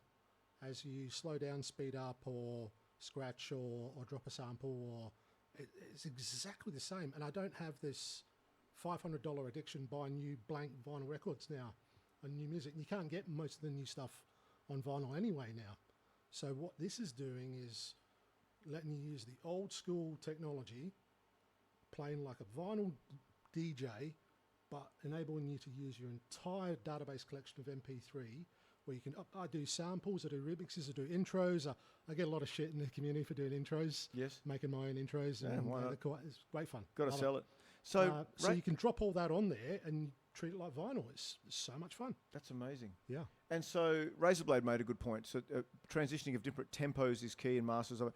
So let's say we're going to have, there were two songs that you wanted to put back to back, right? Maybe they're in a similar key, had similar harmonies, but they were different tempos. Yeah. So do you do anything to those beforehand, like at home, when you sort of build those to go together? Do you do it all on the fly? And how do you account for, say, something that's at 100 beats BPM versus something that it's 120? Especially if they're well-known songs where people sort of go, hey, shit, that's not quite how the original was. But how do you make them work together when they're different speeds? All right. So on your turntables, on the side here, you've got what's known as a pitch fader. So Right. this increases the tempo and the revolutions on the actual turntable. Right. So you can, if you're constantly Witchcraft. manually speeding it up to keep it in time with the other one, you'd move your slider accordingly, and then that changes the tempo, the revolution of the vinyl. But it'll also lift the pitch, right? Yeah, totally. Right, okay. Totally. So you've got to take that into consideration as well. So if you lift the pitch too much on a track, all of a sudden you've got chipmunks Yeah. in the background. And then you could lift the pitch to be in key with the other track, but then the tempo may not be the same as the other track. So Exactly. how do you account for that? Like, So on the electronic versions, so basically Pioneer were the brand, the Japanese brand that sort of, they're sort of losing their top perch of the market recently. Yep. But they brought out what was known as the CDJs, yes. which is like a sort of like a vinyl turntable, but you could put a CD into it and then manipulate it accordingly with a platter on top. What they done to combat that was they used an algorithm. They built an algorithm into the sound card called Master Tempo, where when you increased the pitch of our track, you still maintain the key of the song. Oh, okay. So I tend not to use it too much. It's sort of there's a lot of side effects that can happen from using them. Yeah. Okay, so it's similar to if you were doing a pitch correction in your audio software. Sometimes it has that little bit of an underwater sound, or you start getting a breakup of the sound, depending on how far you're pushing it, obviously, because it has to resample, I guess, on the fly. So that would be tough. And there was a little bit of your beats per minute might vary a little bit as well as you use the master tempo. So I was never really happy with it, unless I had a sample of a vocal that I wanted it to be in key. They're the only times I'd use the master tempo on the CDJs. All other time I prefer to use manual correction. Yep. So the second most important thing for the DJs, the first one's know your music. Second one is everything that's come out now, all the technology. I've noticed a lot of young DJs coming through the scenes. They're visual DJs. Yep. So they're watching graphs and they're watching timing of the track, and they're looking for pitches and drops and looking for the breakdown, and basically they're learning how to DJ by using their eyes. Right. Instead of using how to DJ by using their ears. Yep. So learning how to train your ear to listen for and know your song, that's way, I'm probably speaking, I'm very biased here because I went through the whole phase. Yeah. Well, sometimes, and I'm kind of hearing, again, similar things to what happens in a real band environment, because, for us to learn, like even just listening to a metronome, and guys like Paul the Entertainer will be able to tell you as well, having a metronome in your ears and learning to play along with having that click in your ears versus watching a light flashing in front of you, the visual versus the audio, what you were just talking about. Also another skill that, that you have to learn as a live musician playing an instrument in a band. So again, similar parallels. As Razor said here that, DJ Miller is correct. Knowing your songs that had the same tempos and remember all of them and putting them all together. The new electronic ones can make it easy. What DJ Miller is doing, he has to do what all those new decks will do. And so we came from an environment where none of that stuff was available originally. So we had to find ways around. We had to find ways towards the solutions that are now probably very, very easy, or they do it for you. It's the same with drums. We've now got things like kick triggers and things to make you sound faster and backing tracks to fill up the band that you didn't have before. And so you either had to hire people or find some way to do without it. We don't have a brass section, so the guitarist is going to have to play a solo, the trumpet solo on his guitar or something like that. Now everybody's just bringing backing tracks, or they'll bring Ableton, and they've got their whole lighting is programmed and controlled with a click of the button, rather than having a lighting guy that, like you, had to sit home and learn and develop those things and figure out how the set's going to go together, and what song should lead into another, what color palette I should use. Different skills, but it was all very manual back then. And of course, when you get into the new era that we're in now, where a lot of this stuff is literally a click of the button or hanging a piece of equipment over your turntable to sync up different. It certainly is a lot easier, but you've got that backing behind you, which makes things a lot harder to fail, because you can always go back to a manual process if something doesn't work. And that's why I think a lot of the older bands are very reluctant to get on board with new technology, partly because they'll argue they don't need to, but also because it's working. There's nothing worse than being uncomfortable on stage. Having to do it a way that you're not used to, not really knowing what the pitfalls are. I mean, my band is like that. I'm all up and good with all the latest technology. I want to incorporate in-ear monitoring. I want to get, pre-programmed lighting shows and all that. And whereas the guitarist wants to just come out, plug in his guitar and just play. And, and there's arguments about that. But the new and the old, it's different worlds. And it's crazy how quickly it's changing. Even now. Totally.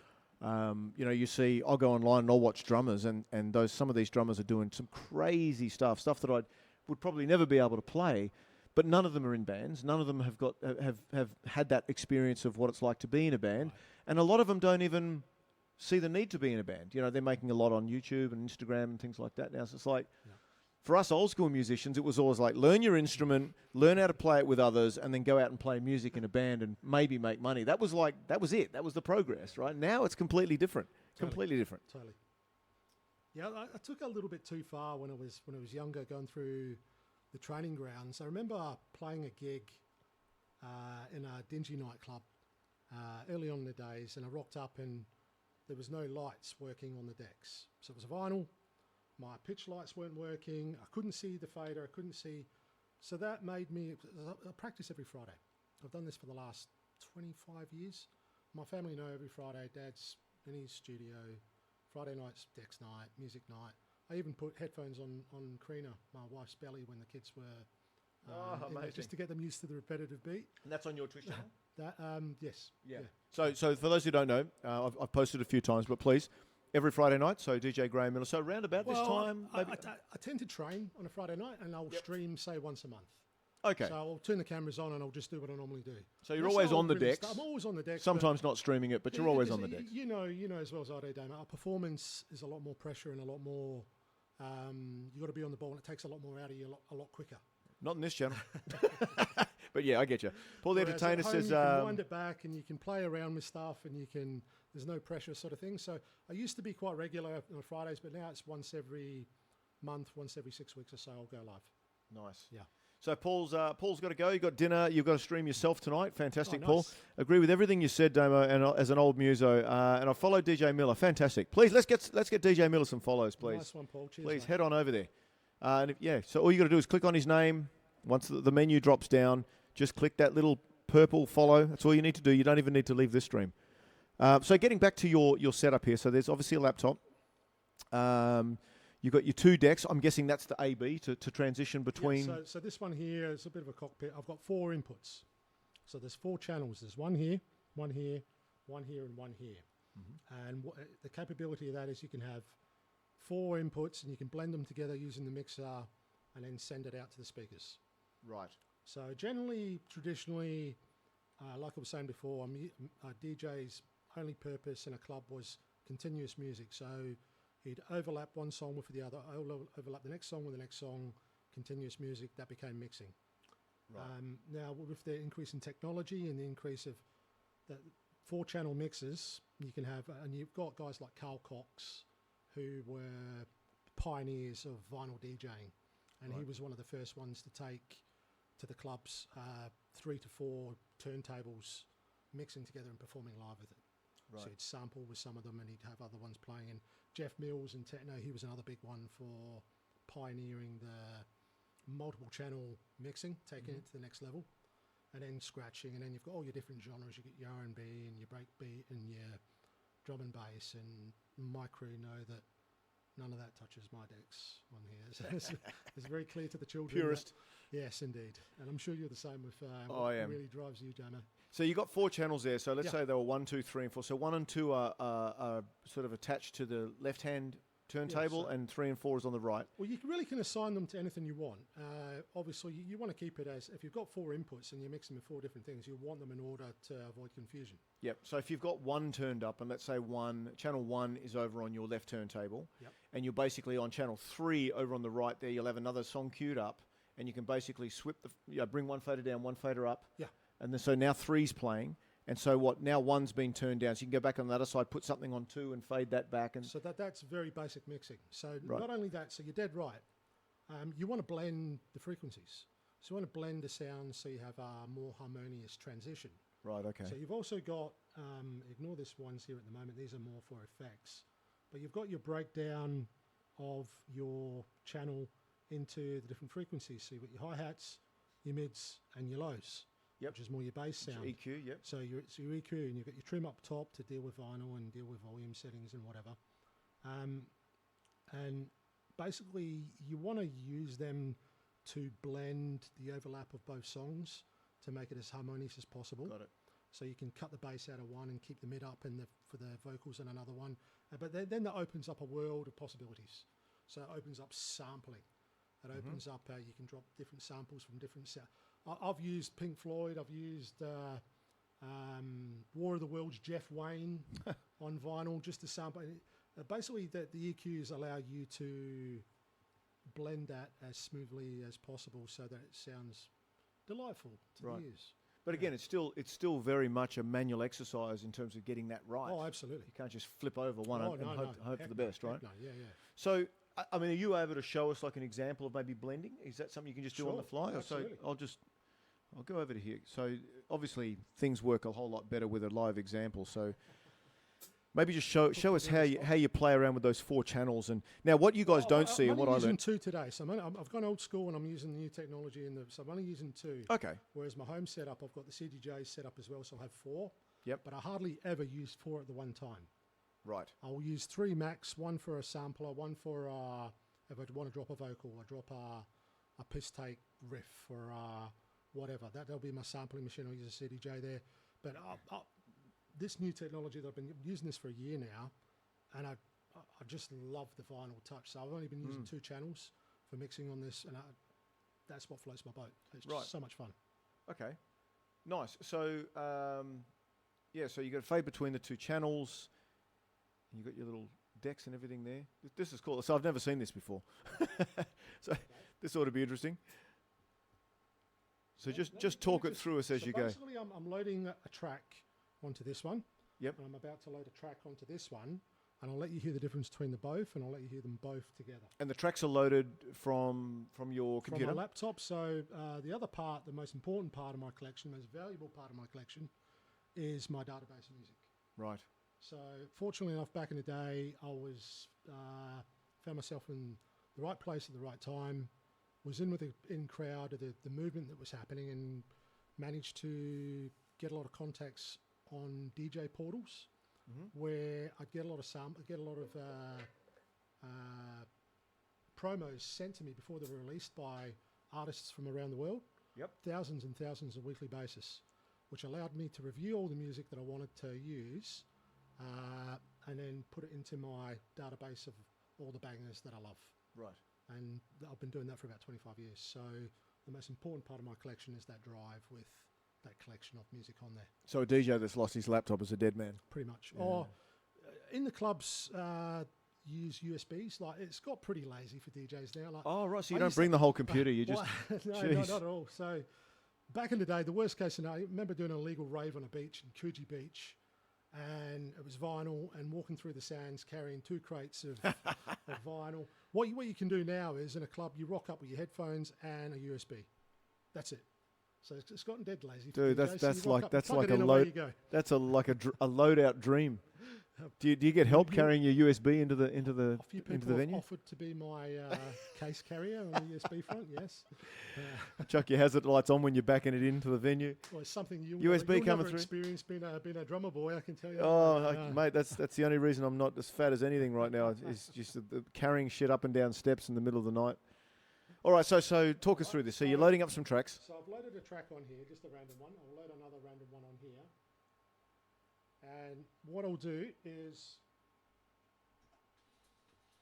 now this is the fader that increases the overall general volume of the track. Right. Right. This is the pitch I was telling about. If I push this up, it gets faster or slower. Got it.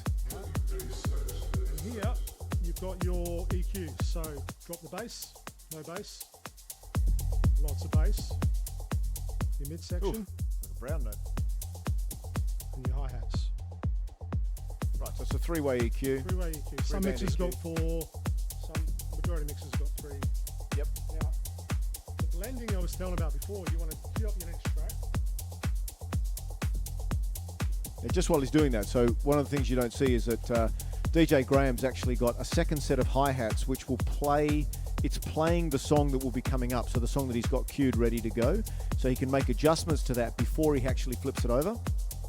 So you don't hear me correcting it, and you don't hear one of the second worst thing that can happen to a DJ is what's known as a train wreck. So Oh, I know those. I've done many of those in my time. yeah, so that's when you've got your tempo way out of sync, and instead of having a blended continuous beat and a 4-bar beat, you've got more of a and it just sounds terrible. So I'll demonstrate that now.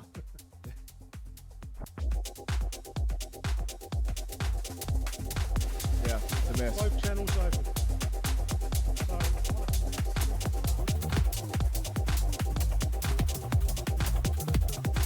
So one of the things you might be able to see very, it's on his computer screen. You can see that there's wheels moving around, and that's showing like the rotational speed of each deck.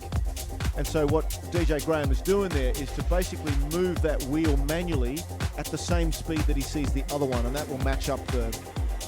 Am I right? It matches up the thing. Yep. So basically, obviously, I'll do all that in the headphones so the crowd doesn't hear all that noise, so to speak.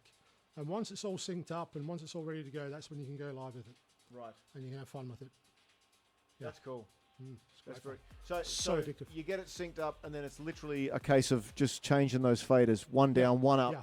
nice and But evenly. not only that, you can blend, like I was saying before, using your EQs. Yes. So you can bring in and then drop it. What I tend to do in a lot of tracks is blend the basses is most important, depending on whether you've got vocals or whether you've got a lot of cymbals in a track. But Yes. generally, in a big club, when you're out playing with speakers that do your head in, that are that powerful, bass is all powerful. So you want to get your blending of your bass right, and you don't want distortion on your bass. Yep. So it's an art of using your ear to blend the bass, but it's also a matter of timing of the construction of the track. So a lot of tracks, obviously music, four bar beats, Yep. go into phases, 32. Very similar sort of construction when you make electronic dance music. You've got to get your timing right for the blend, so there's not too much going on, so it sounds too mashy. It's got to be seamless. Absolutely. So, you know, is that why when you see like DJs like Paris Hilton, where they got like one arm in the air, and they'll have headphones like with one off like that? Is that because they're hearing the song that they're playing right now using the house mix, and then they've got their headphones on to cue the next track, and that's kind of what? You'd The want reason- to think that was happening. Or is she just trying to look cool? I And it's think all made at be a home. combination of both. But I see it a lot. You see DJs Yeah. are sort of doing this thing, and they've Yeah. got like one headphone on. I'm like, what Yeah, the fuck yeah. are you doing? Like that's gonna. I've done it before. I tend not to do it too much. Basically, they're using booth monitors because obviously you get latency. Yeah. And you've got clubs and you've got big speakers and you've got a timing difference. So if you're using those speakers that are about 50 meters, 100 meters away from you, when you're trying to mix to that, there's going to be a delay and you might get a train wreck. Right. So you've got booth monitors set up in the DJ booth that should reduce that latency, and that's probably what you're hearing is they're listening to the booth monitors to hear what the music's like out in the main arena. So that's supposed to be what's happening. What's happening with Paris, I'm not sure. She might have seen someone and said, it might "Oh, be all cool," that. She's doing that. I don't know. I can't speak So for on the topic of Paris then, so the legendary DJs, like the really well-known guys, what sets them apart? in my opinion. Well, how much of it is opinion? I mean, I know for myself, like the best bands in the world are usually bands that have their own sound, and I guess that the same could be argued for a DJ there. There's a level of proficiency, and that doesn't have to be individual musicianship. It could just be that they play very well together. Yep. They play off one another very well. But then there's the whole preference to style thing as well. You know, that pop bands will always generally be bigger than metal bands just because of the market size. Yep. But in terms of top DJs, where you're all kind of playing, you know, broadly one genre, but within that, obviously a whole lot of subgenres. Yep. How do you find the greats? Like, what are they doing, or what are they not doing that everyone else is? That's very interesting. There's been a general trend over the since the beginning, really. Your producers would produce the music, and then get popular. People would love what they're producing, and then they transition into DJing. Right. And that's been the general trend in the EDM sort of scene. I've dabbled in production, but I've found that I'd rather DJ. I love DJing. I love getting up, and so I've got over 1,000 of my own production. Can you highlight the difference between production and? Oh, totally. Yeah, a lot of the big guys are brilliant at the production, but their skills in DJing, they get by. Basically, their mixing's very. It's good enough for a dance party. It's good enough for the performance. They play a lot of their own stuff, which is great, but their skills DJing are not where they should be for a live. So production, though, what is that? Is that producing the sounds from scratch, using something like Ableton or Cubase? Okay, so the building block, building the music, building the track. Yep. Yeah. Yep. Okay. So Razorblade says Tiesto and Hardwell, even Alan Walker. Those are fellows I listen to. You familiar with those guys? Oh, very much so. Yep. Tiesto specifically, he was one of my heroes back in the day. He was a trance advocate. He was one of the biggest in the trance scene. And you're probably not going to like me for saying this, but he sold out for the money. He went to the American market, changed his sound. Like Daft Punk? And then started playing, I call it US Festival EDM. Tiesto he's European or he's US? He's from Holland. From Holland, okay. Holland's been pretty generous to the contributing to the talent in the music scene. What about Sweden? Is there much coming out of Sweden? Because for bands, like Sweden is just, there's something in the water there. The only one I can think of is was Avicii Swedish? I can't think of any other Swedish. Yeah, they're all making metal. That's why they're all doing metal and rock. That okay, so Holland is overly represented for DJs. You would say. But they certainly do have a awesome talent pool. They've been producing a lot of top talent. Right. In my realm. Anyone from Holland here? Swiss? No. Yeah. Okay. So he came over. He sold out. In my opinion, he's coming back to trance now a little bit. But put it this way, I used to spend hundreds on his records and his releases, and I get DJ and I'd love all his stuff, and then all of a sudden, I've not got anything of his for the last 15 years. Right. Not one track, not one sound. Yeah. So what do you listen to now then? Oh, constantly. Like I'm saying, fortunately, I get a lot of promos sent to us before they get signed or before they get probably about anywhere from 1,000 to 2,000 a week. So I used to give that's part of my Friday routine is to go through all the new promos, all the new sounds, review them, and then see if they can go through the filter criteria or join in the Miller database. The Miller database? Yes. It does have a lot of balances and checks of. So I know when I go out, everything I've got on there is something that I love and enjoy and play, and I rate. That's probably your biggest weapon as a DJ is having your bombs, your weapons in that music database to use. Yeah. And how big is that database? Currently, it's sitting at. Hang on. Don't tell me. Ladies and gentlemen in chat, I want people to. So we're talking number of tracks. Yes. I want you to see if you can guess. How many tracks do you think is in DJ Miller's database? Let's get a rough indication of numbers here, and you can tell us who gets close. Now, just to build this up a little bit more, keep in mind it goes through a filtration process. I've really developed this process over the last 25 years to make sure that nothing a 4-star gets through when it should be a 5-star. There's only 5. Right. So it's all bangers. It goes through quite a number of steps in a filtration process to make sure it can get to the ones that get through at the end. Right. So we're talking about only the cream of the crop, the absolute best. You would have a database of those songs to run. So we're not talking like hugely a huge number of songs just for the sake of having songs. These are all songs that have been put through the ringer, that have been filtered, that have been given the Miller treatment, and only the top ones get in. So for someone with DJ Miller's experience, his live performance, the fact that he's cutting it up, night after night to different crowds, how many songs would you think would be required to have a good enough variety, but also a tight set list that is going to be a banger no matter what? So Razorblades are saying 5,000. Mel's is saying 2,200. All right, let me just qualify that a little more. I've been doing it for nearly 25 years, and I'll listen to anywhere from 1,000 to 2,000 a week. Oh, okay. Well, it used to be like that until my job stopped me from listening to music while I work. So it's more, the last couple of years, it's been more a couple of hundred a week. I mean, I'm going to guess it's probably around 10,000 then. If there's that many, yeah, I don't know. So in terms of raw numbers of tracks, I reckon it's got to be closer to 10K. Okay. But what do I know? Melza says 240. Okay. Because we don't know how brutal you are with the filtration process and giving it the Miller treatment. I'm pretty. So Razorblades changed. Said not 5,000 now 10,000 or more. Okay, so I'm going to go, just to be different from Razorblades, I'm going to say 8,000. Right. Let us know. Razorblades is closer. Okay. What do you got? Currently, the Miller collection is sitting at 16,626. 16,000. Now, some of them are mine, so I do my own productions as well. Yeah. So you're a producer and DJ. Yeah. Not been signed to anyone. Not really went down that route. But what are you producing in? Are you in Ableton, or what are you using? Yeah, I use quite a number of different things. Audacity for sampling to clean up songs. For a lot of freeware. Mashups, another one for blending different tracks and using samples of that for basically my own productions. I'll use for my live performances. Right. So that they're unique. So someone gives you a call and says, "We want you at a rave, a wedding, a whatever." How do you determine what goes in from, if they're all bangers? Yep. 16,627.4. Yeah. They're all bangers. Yep.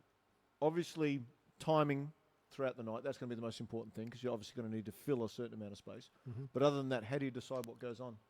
Read the crowd. So I used to do private parties. I've done 1 or 2 weddings. Never again, because there's just no joy in doing a wedding. People coming up and asking. Well, it is if you're one getting married. Well, true. At least you'd hope so. Good money. You get paid decent coin for doing. Yes. You get that. But but more clubs and more festivals, and where I can play the stuff that I love playing. Otherwise, what's the point of it doing if you're not passionate about what you're playing, and what's the point of doing it? So I guess you don't really need to have a set list of sorts. Really just a couple of first songs. I tend to, gigs like today, for example, I brought down everything. So I didn't know what to expect with you. Yeah, but you don't. But you don't do like we do. Like we'll have 36 songs that we'll have in a night. We might sub a couple of them out depending on the crowd. You could really pretty much just come in with the first couple of songs and then just read where it goes, because you've always got your whole database there. And that's the third point I was going to make about a good DJ. Right. A good DJ can read a crowd, whereas a lot of young guys coming through now, and a lot of you guys that are sort of breaking into the scene, and this is what I've done as well initially. They would practice their sets. So you'd be at home and you program it, and you'd know because you're performing live. You want to make sure that you don't have any train wrecks. So you don't. But then what you do with that is you don't read the crowd. So you've already pre-programmed your set. You're already playing something you think that you like. Yep. If you get the wrong crowd in there, you'll get an empty dance floor. Yep. So you've got to have that flexibility of okay, a few people came out, they liked the sound of that. And then exploring that avenue with additional. So you're watching the reaction when the songs happen, yeah. Of course. I mean, we read the crowd now because they literally fucking come up to us with a phone and say, "Play Wonderwall," right? So that's reading the crowd, or at least reading the phone that's being held up by the person in the crowd. Right. No, I get what you're saying. Like you know when it's bombing, right? And you know when it's killing it. You can see people moving. We do this, especially in country, because when you've got people dancing on the floor, metal you don't get many people dancing, but you'll know when you're playing like a top 40 band, or if you're doing a country band where it's it's all about getting people moving and dancing. That's why you're in the venue. That's why they're paying you, right? And maybe to a lesser extent the music that you're doing, but really it's just somebody that knows how to entertain a crowd and keep them moving. And you'll see it sometimes. You'll play a song and you'll hear the cheer when it goes up, so you know that you've picked the right song. And then other times you'll pick a song that you think kind of works, and you just watch the crowd like, now I'm going to go to the toilet, now I'm going to go and get a drink, and you see it thin. And you've got to think quick. You've got to change quick too. And you're absolutely right. It takes someone with experience, first of all, to see that. No, first of all, to know to look out for that. Then to know that you're actually seeing that. Hey, is it just, are people just getting tired, or am I losing the crowd here? And then 3, be able to change that in a way that corrects course, because anyone can change one song and say, no, we're going to do this song instead, but you could be making a bigger mistake by doing that.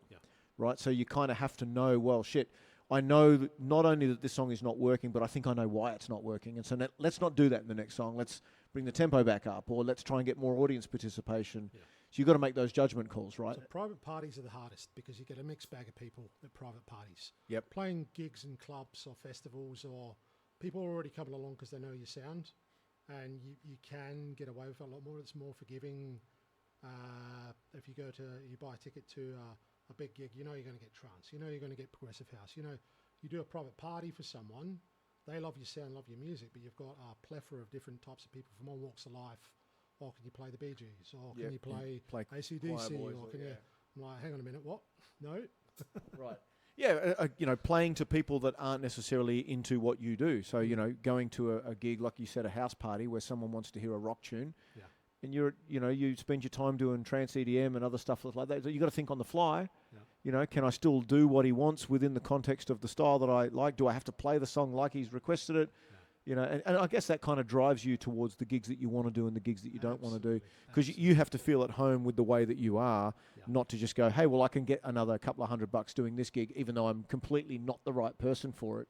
And this is probably an important lesson that you learn as a musician, and I guess also a DJ, where you don't just take everything, because you burn yourself out, and you'll burn out your welcome, and you'll burn out your passion as well. You burn out your passion as well, because you're essentially a jukebox for other people, and I mean, you literally have decks to play music, but it's the same with bands. We go out there playing songs that we don't like, but it's not for us, so you're a jukebox, and it's a hard thing to come to terms with, especially if you've only ever done your own songs originally. But you've got to make a choice. This is what the game is. If you don't like that, you either go somewhere else where you can play the game you want to play, or you play by the rules, or you can try and bend it a little bit and see how far you get. Sometimes it gets you fired. Sometimes it could just be the very little different thing that gets you hired again and again and again. But you have to go through all those inversions and fail and fuck up and succeed and have all those little wins and those little losses before you kind of get a really good sense of, in your head, this is the right gig for me, this is the right way that I've got to approach it, these are the right songs that I need. And that's why it takes a long time, I think, for bands and probably DJs to get a reputation, because it's about getting those hits night after night, getting it right. Next time you got more people because someone said he was really good, and then you get your own crowd because you're doing it your way more often, and that's like attracting people who want that. But it takes time. It takes years. It takes years and years. Well, I found realization that I really don't care about the club gigs and the festival gigs. And don't get me wrong, it's great to play in front of hundreds of people, and they're all getting into it and they're loving you. But I just get the same joy in my Dex room on a Friday night, just playing what I do. That's awesome. And it's, getting paid to go out and play gigs, great. If it's not going to happen, and I still do it on a Friday night anyway, and sometimes I'll turn a camera on and let people watch if they want to watch. So a friend of mine, unfortunately he's passed away now. Was a very famous drummer named Dom Famularo, and those who are drummers will know who I'm talking about. He was known essentially as the global ambassador for drums. He used to teach all of the famous drummers. He had such a positive attitude. In fact, you can see him up on the wall there, up in the top right-hand corner there with hitting the cymbal. And Dom was amazing. Dom used to travel he was endorsed by Sabian Cymbals, so Sabian would send him around the world to do drum shows and drum clinics and events, and he'd go to about 25 countries a year, so he was always on the plane. Went all around the world, and when he came down here, built some rapport with him as well, and he stayed over my house, and we got drinking wine one night, and he invited me back to his place when I went to the US, and just got a really good thing about it. And he said to me, he says even though he was just spending most of his time in airports and very little of his time was actually on a drum kit, that was kind of like the end bit. One of the things that he said was that, he says, I'm here to have fun. And he said, the moment it ain't fun anymore, I'm out of here. Yeah, why are you doing it? I'm out of here. He says, no one has to do it. And, and he raised a really, really good point, because I asked him off the back of that. I said, I love playing too, even though some nights are tougher than others. But I said, if for someone who's a musician like yourself, you want to be spending your time on stage, you want to be entertaining people, but you must be spending so much time in airports, traveling around, you're always tired. But he had the most positive attitude. Like, he was always laughing, always smiling, always, like really, really, really proactive, and let's go get it. Like one of these guys that you listen to him and you want to go home and practice, right? Because it's just the way he was talking to you. But one of the things I said to him is, like, doesn't it ever get you down that you just dragged out through, customs and airports and hotels, and you're never home and you don't see your family? And he said to me, and these words I'll live by, that to my dying day, he says, the only thing you've got control over in this life is your attitude. He says, everything else you can't plan for, you can't predict. Like, the plane could fall out of the sky, so you make the most of what you can make the most of, and you don't let anything else get you down. You just carry on. It's like, but if you approach everything with a positive attitude, everything else just kind of seems minimal. Nothing's a real issue. And we were talking prior about, like wives and health issues and things like that. And I got a dose of that, and you've had a dose of that, about not letting stupid shit get you down, because especially as a musician, those of you who are musicians, you'll know this for sure, right? You're going to have those gigs where everyone's going to say, oh, you were shit, or you should do this, or you should do this better. And you'll doubt yourself, right? And the thing is, it's okay to doubt yourself, but keep doing what you're doing, like, because it's not worth changing to the point where it's not fun anymore. Because then you won't do it, and then you'll have nothing. You'll have nothing to do. So, Purpose and passion. purpose and passion. Yeah. Speaking of which, should we spin up some tunes? Oh, hello. Yeah. I'm gonna let you lead it on. Do you want to go a bit harder? Do you want to go a bit softer? Mate, what does the chat want? Do you want to go a bit softer? Do you want to go a bit chill? Did you want to go hard? What are we feeling, chat? Let's get a 1 in chat if you want to go harder. Let's get a 2 in chill if you want 2 in chat if you want to chill it down a little. What do you want to do? We'll go by chat. I know it's getting late for some of you. I do appreciate you all sticking around. I know it's getting late for you as well, Damo, so I just want to That's check all right. in What with do we you, got? make sure you're 4:47. The cat hasn't started chomping my leg yet, so we're all right. I got another hour or two in me at least, so we've got time. What time do you need to get home? Melzer wants to go harder. Harder. Hello. Harder as in faster and darker, or harder as in Just hard. melodic? Or Let's just go hard. Let's go. She says let's take it to 647. I don't know what that is, but I'm feeling it.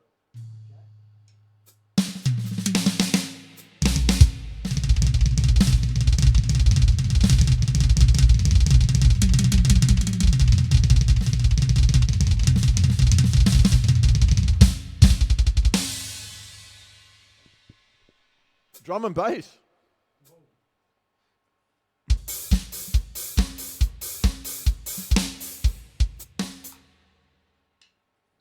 $6:47 now. It's early for Melzer. Half of all subs today go to DJ Miller. And for those who aren't yet following, please click on the link that's just come up in chat. Give DJ Miller some love.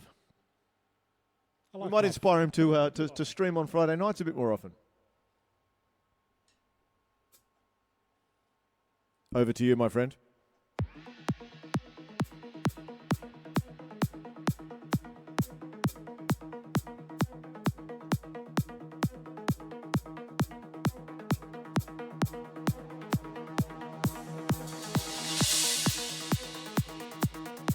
Oh, Razor.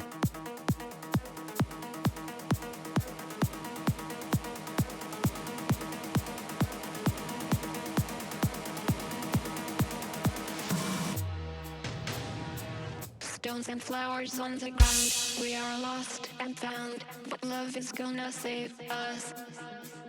Shadows walking in the crowd. We are lost love is gonna save us. Stones and flowers on the ground, we are lost and found. But love is gonna save us. Shadows walking in the crowd, we are lost and found. But love is gonna save us. Stones and flowers on the ground, we are lost and found. But love is gonna save us. Shadows walking in the crowd, we are lost and found. But love is gonna save us.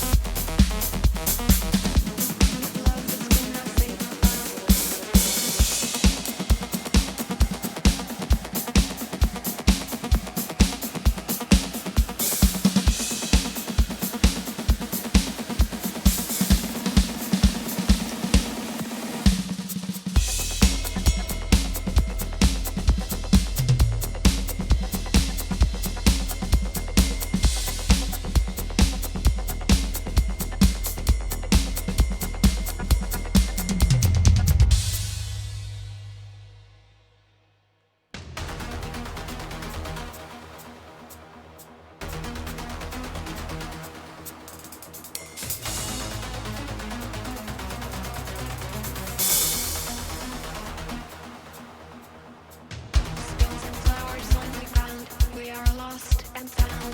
But love is gonna save us. Shadows walking in the crowd, we are lost and found. But love is gonna save us.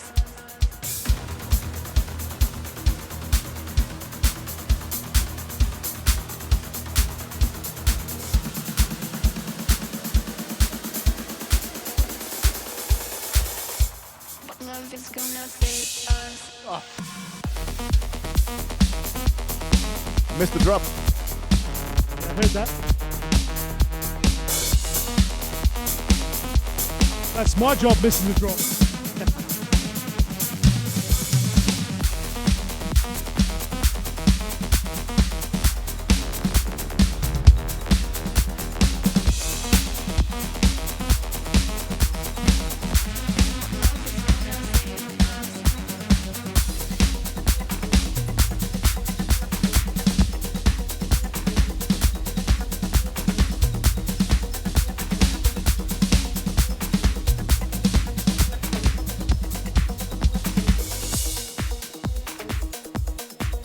Unfortunate one. How you doing? Welcome in, my friend. Grab a drink, sit back, chill. We got DJ Miller ripping up the decks.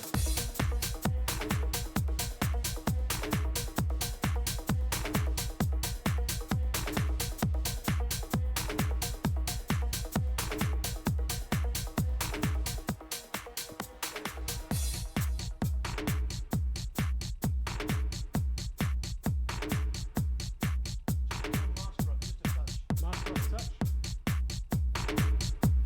That's that.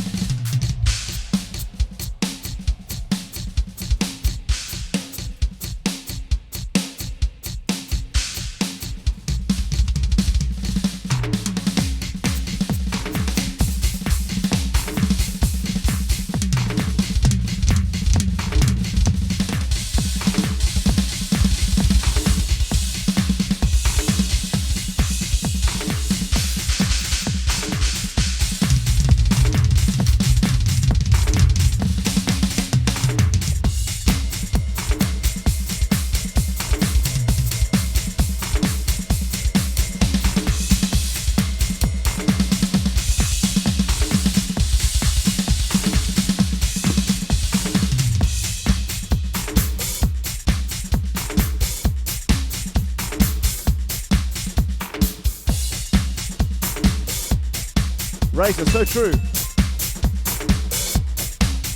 Melza, thank you for the 200 biddies.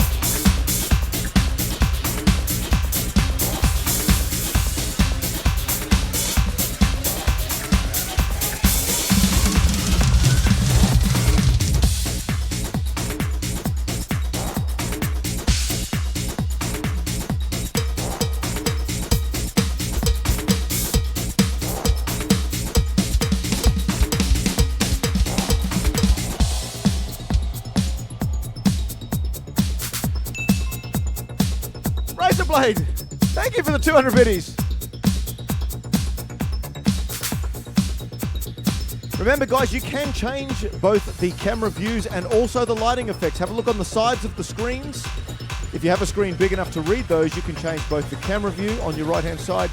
You can change some lighting effects on your left. It's all up to you. Have fun with it.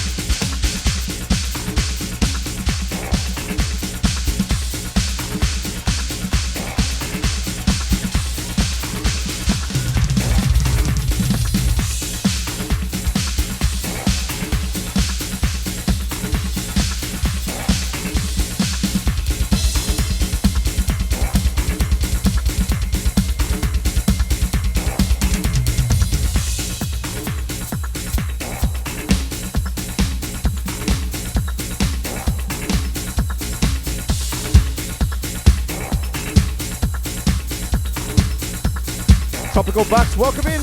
What is Sacred Alley?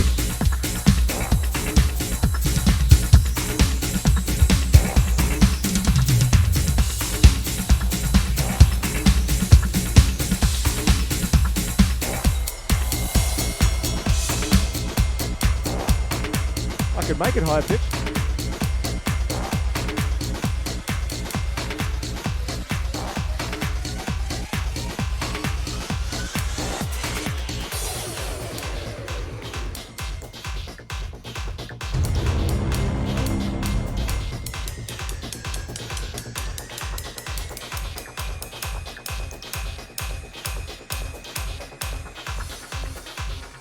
Stephen, thank you so much.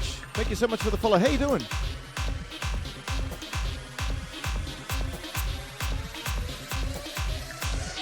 Damn proud. Good on you. Oh, dude. This is ripping. I feel like I just want to dance. You did ask for harder and darker. I did.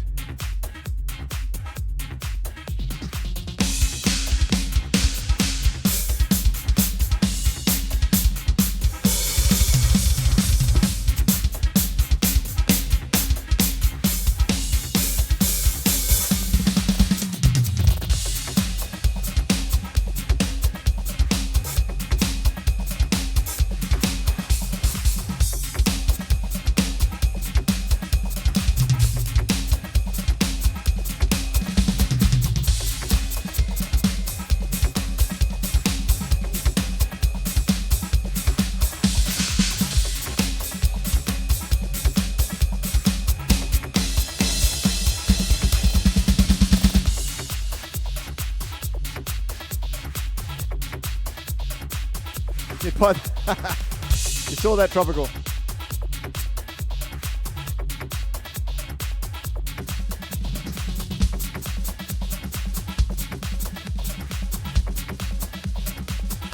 House metal.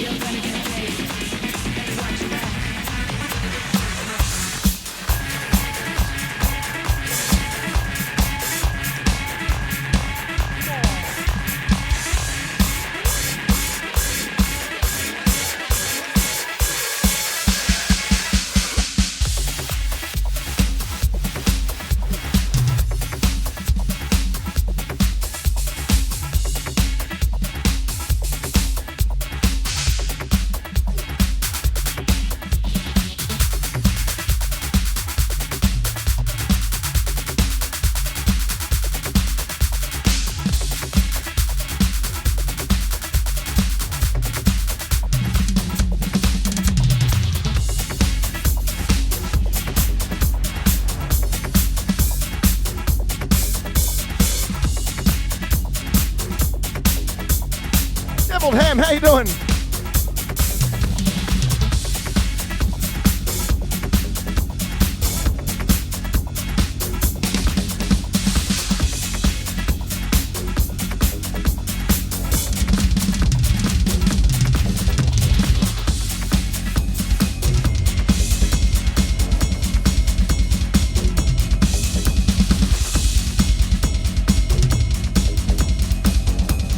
Damo through his paces here.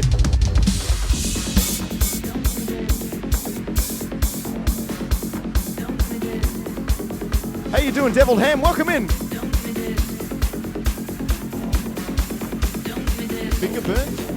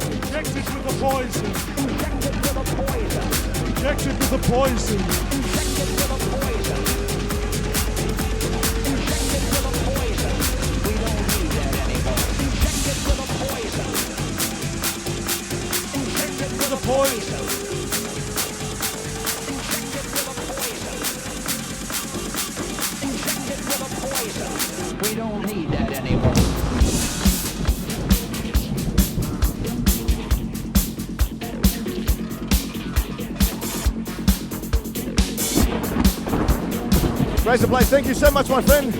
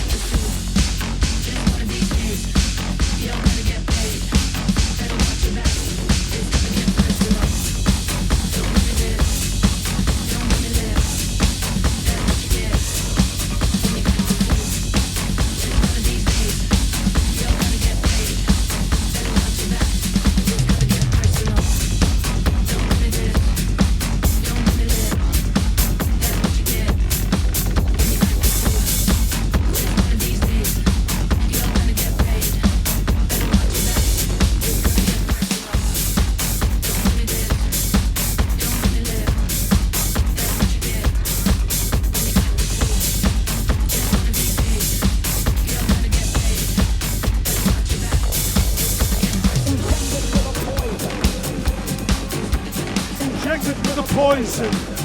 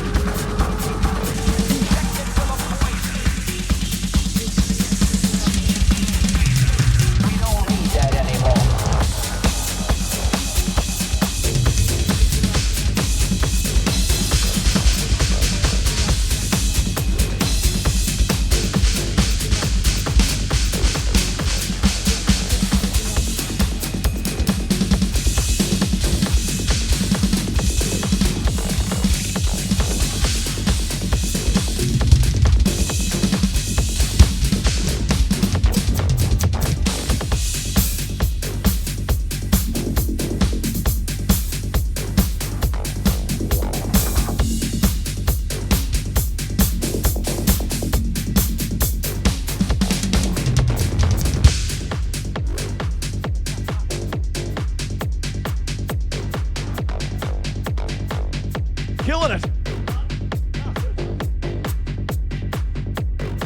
Not off the ringer yet.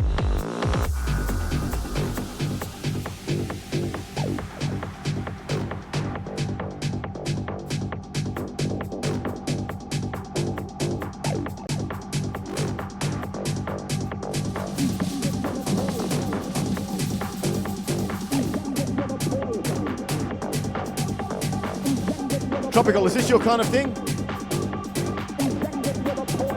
You digging the tunes?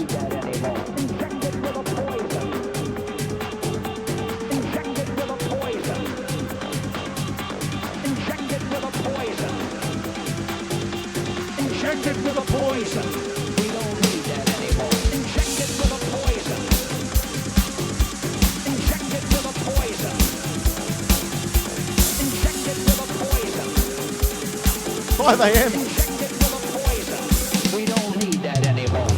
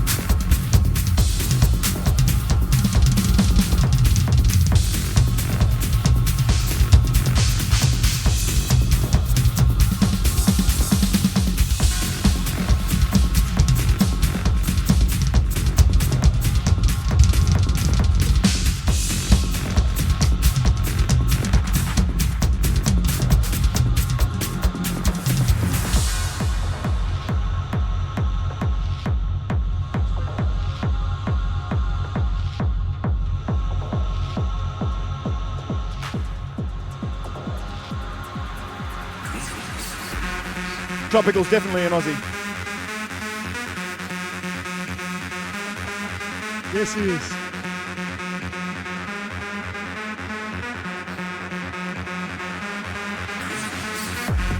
Solly!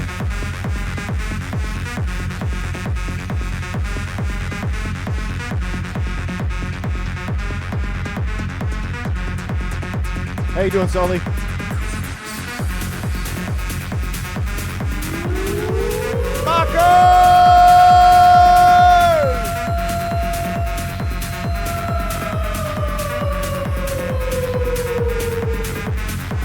Another raid. Lord Marco, how you doing, my friend? Lovely to see you. Omi. No, not Damo, DJ. DJ Miller. Say hi to DJ Miller, everybody. We're ripping it up in the house tonight. I know it's late. We're having some fun here. Yes, we are. Marco, how was your stream?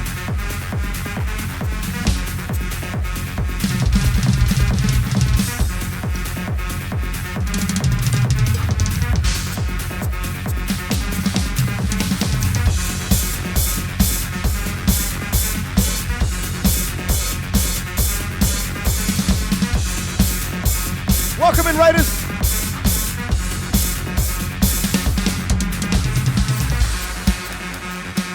For those who don't know, my name is Damo Drummer.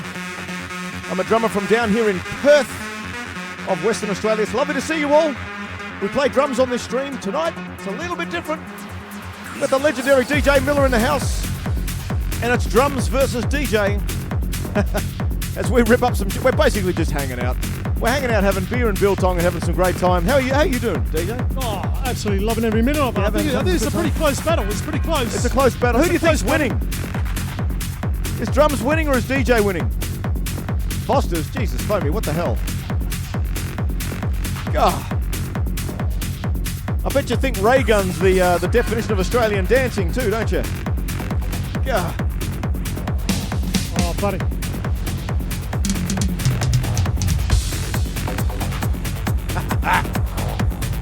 Marco, how was your stream?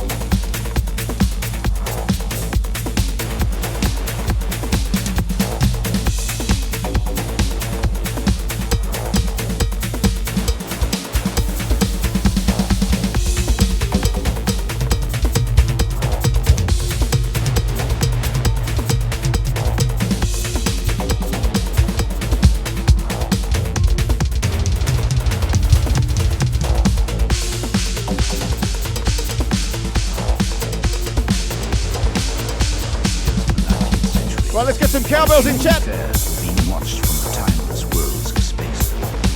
No one could have dreamed we were being scrutinized as someone with a microscope studies creatures that swarm and multiply in a drop of water. Few men even consider the possibility of life on other planets. And yet, across the gulf of space, minds ladies and gentlemen, check the right and left-hand sides. You can change the camera view, you can change the lighting. Type those commands into chat and watch it fly. They drew their plans against us. What do you got for me, Miller? It's the cowbell tune. Bright lights briefly sparkle in time. Watchers of the sky, a fire in our eyes. We are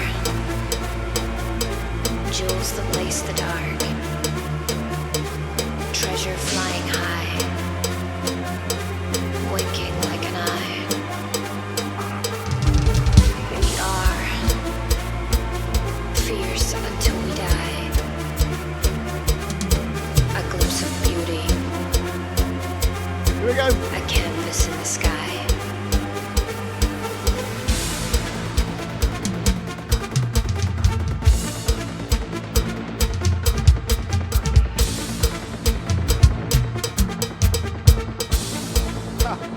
We are all stars.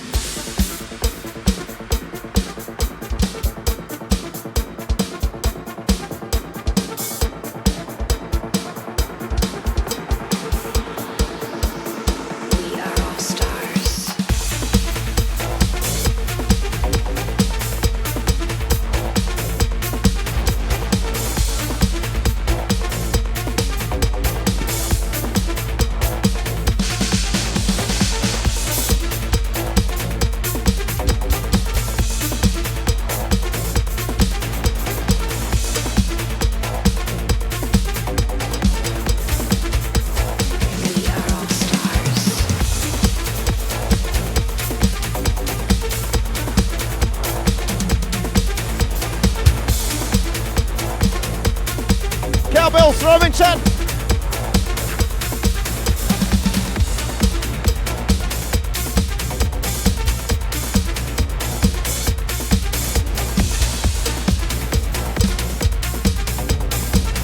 Nice one, Foamy.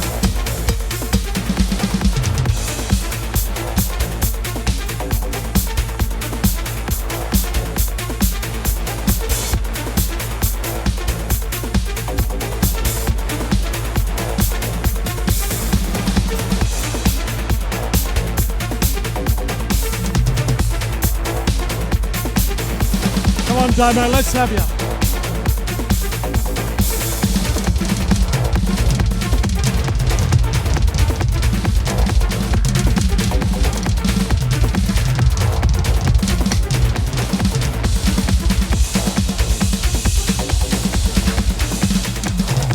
We are all stars.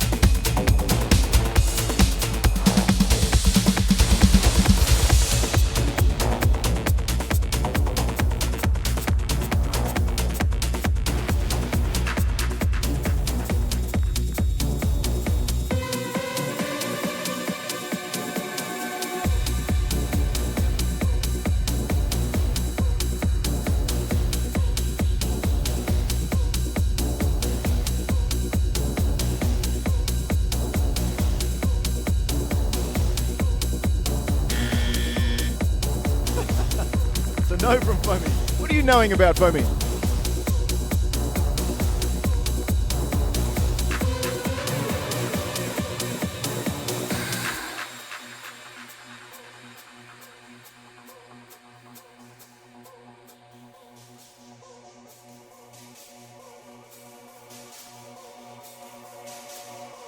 Savin, how are you?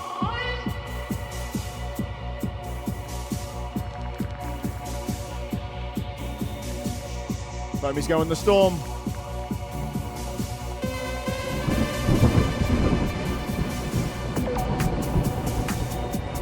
I'm doing very well. Where are you from?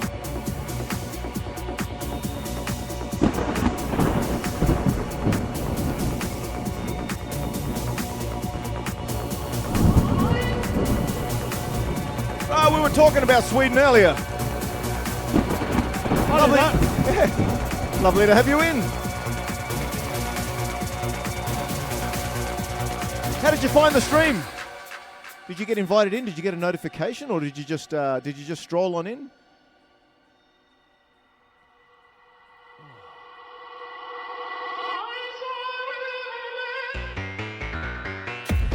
Oh, you're in Lord Marco's raid. Nice. You're getting hit with the hard house now.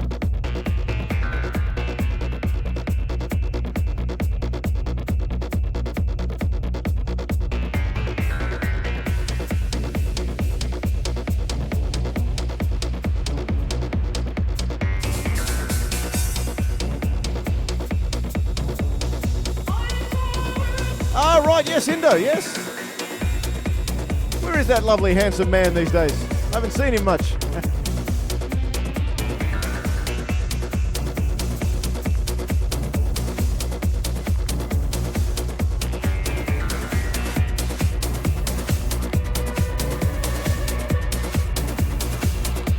Oh, is that right? What happened? Did he get a noise complaint, or did he have to move or something?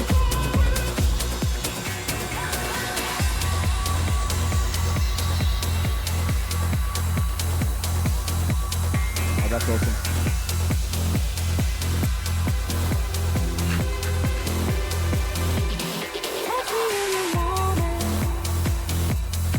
I'm sure he'd love to jam along to some of this stuff.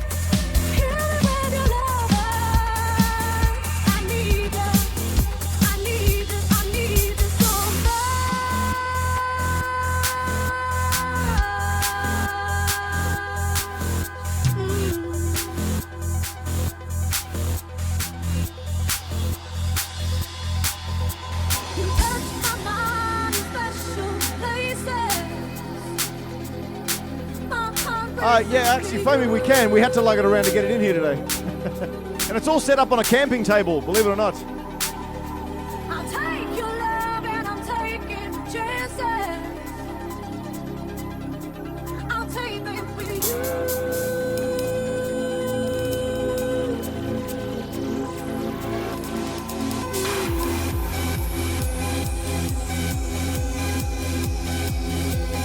Oh, I know.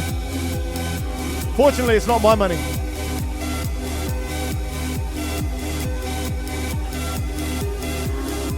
So if it falls, I lose nothing.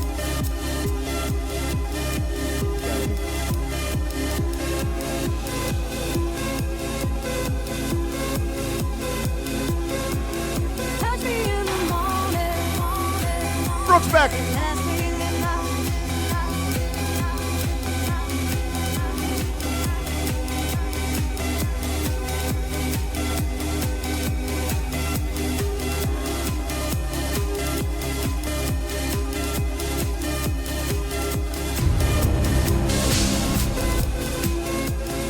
Yummy Jews, welcome in. Thank you for the follow. Touch me in the morning.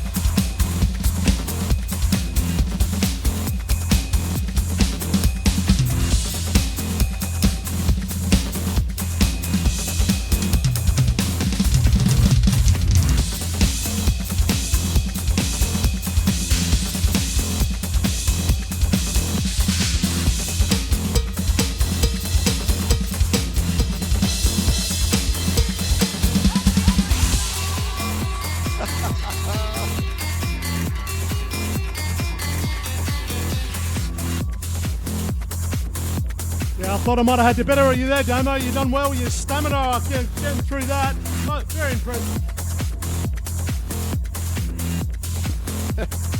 Not bad for an old guy. All right. Let's bring it down.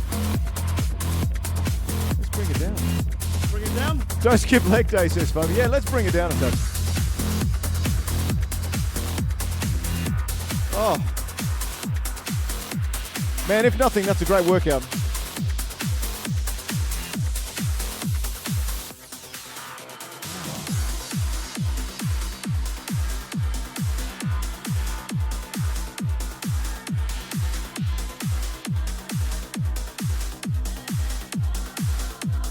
Brooks rocking it. It's right in the night, this one, isn't it?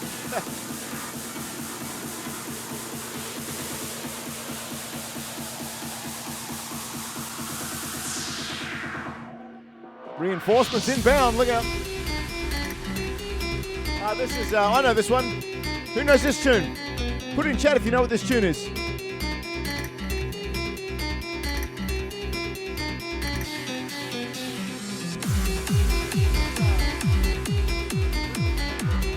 Right in the night.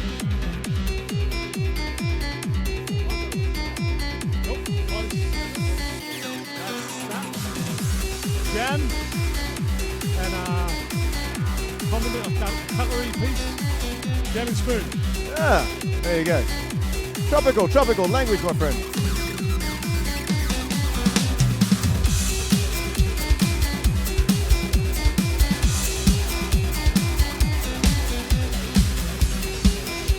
It's a little bit like Toccata.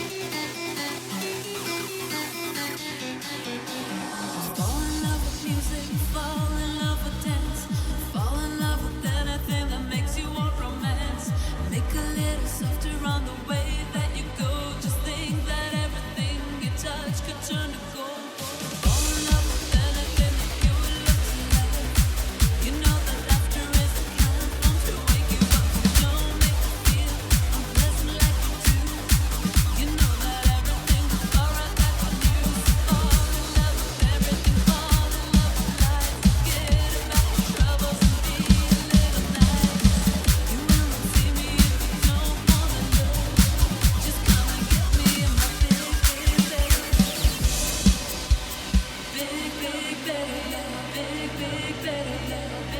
Who's got a drink in their hand? I do. Who's got a drink? You got a drink in your hand? Where's your drink, Graham? You got a drink in your hand? I got a drink in my hand. Running on energy, mate. Drink in two hands. The only problem with these things is they break.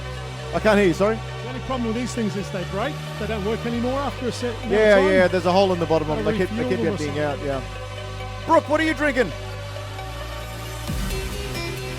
You should be over here. It's the best party in town. Come on.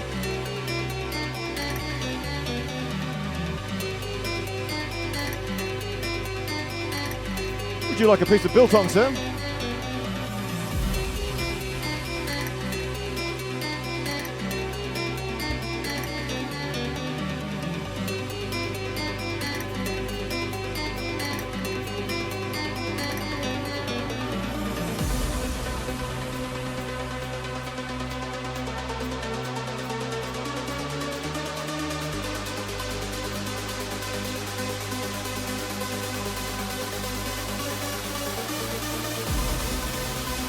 My special harvest foamy.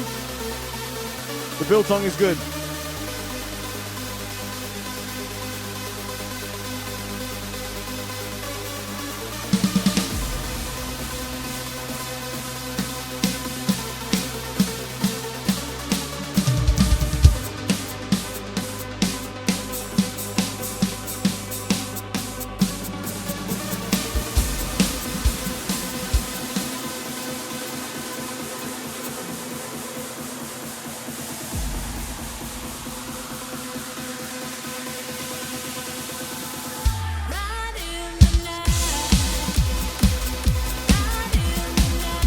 Nice change.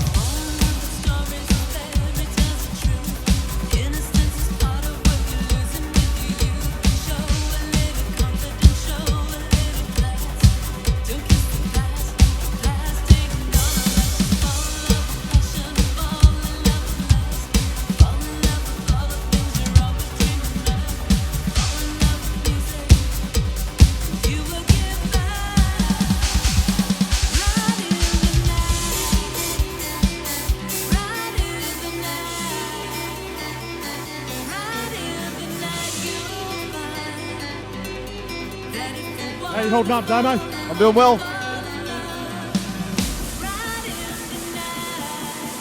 No blast beats at least, that's good.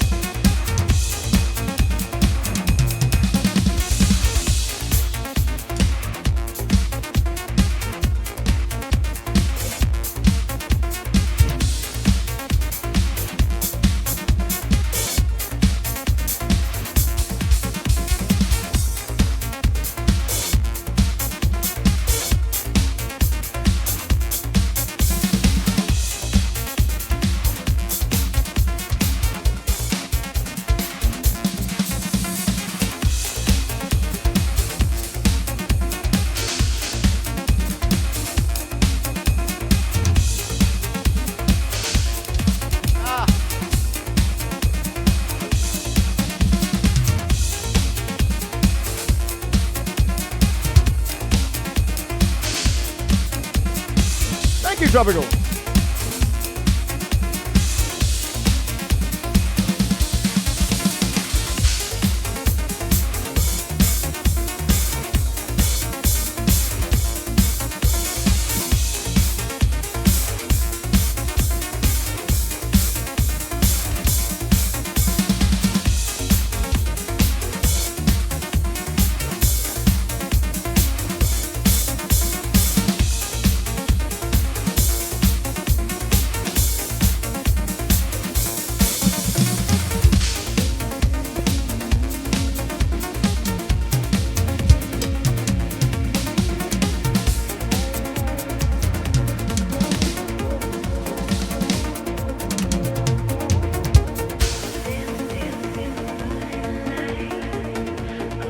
All right, here's the question.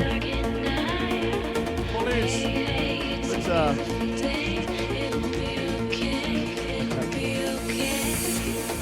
Dance, dance in the morning light. Open your darkened eyes. Hey, hey, it's a beautiful day. how's everybody doing in chat? It'll be There's a okay. few of you here. Dance, dance in the morning light. Open your Let's pull the master down. Let's have some words. I want to ask chat while I got a chance. So, in all this time that we've been playing, my watch has been counting my steps, Oh, hello. right? So I want to know if you guys can have a guess. And actually, I can't even tell from here. I'm trying to change goals. No, keep going. Oh, there we go. So I'm trying to see if you guys can guess how many steps I've done since jumping on the kit this afternoon. Well, really, it's a trick question, isn't it? Because you've been sitting down for the last 4 Yeah, hours. but those who know these feet, it's like running in place. So yeah, I'm building up a sweat. Luckily, I'm well hydrated. Oh shit, this thing just filled itself up and resealed itself again. Magical. Amazing. So we're putting it in chat now. How many steps has Damo done since he started playing drums? Like somebody check exclamation point uptime. Somebody check my uptime. How long have we been live? Deviled Ham, thank you for the follow. How long have we been live? Taco says I've done 7 steps. It's a bit more than that, Taco.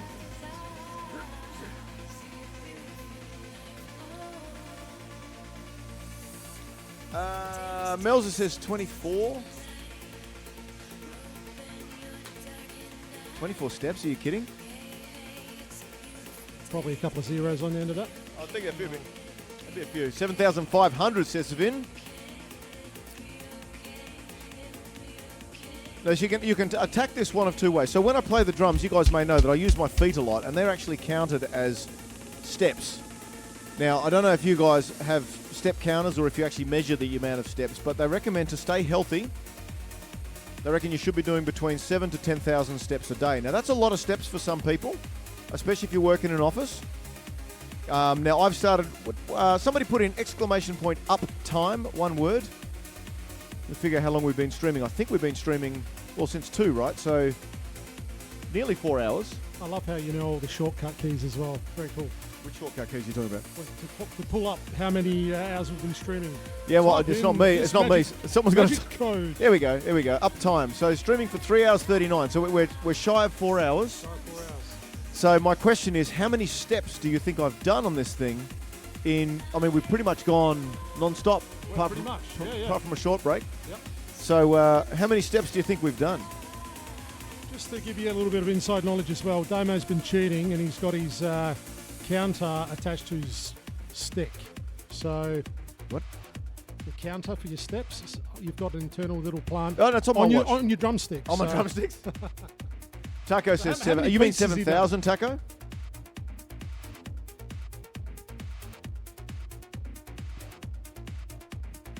So you could measure it as a number of steps, or you could measure it as a distance in kilometres. Now, Americans may not know what kilometres are, but there's 0.6 miles is 1 kilometre.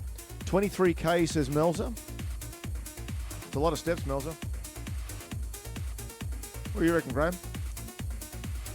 Well, I've been watching you, Damo. You've done 0 steps, mate. You've been sitting there playing drums, so I'm going to say 0. And this is why DJs and drummers don't work together. Indeed. I have done just shy of 20,000. So that's 19.22 Ks. Wow. And you've not even moved. Unbelievable. Yeah, certainly the shoulder hasn't moved. Oh, yes, of course. Oh, dude, this is fun. Having a great time. Oh, Need to get you up at my place next would time. you say this is the best stream you've done? It's up there. Yeah. It's great fun. Yep. Great collaboration. I haven't even offered him half of the stream proceeds today. What do you reckon? Should we give him half? Do you think he's earned half? What do you reckon? Exclamation yes, exclamation no. Has DJ Miller earned half of the revenue from this stream today? Let me know in chat.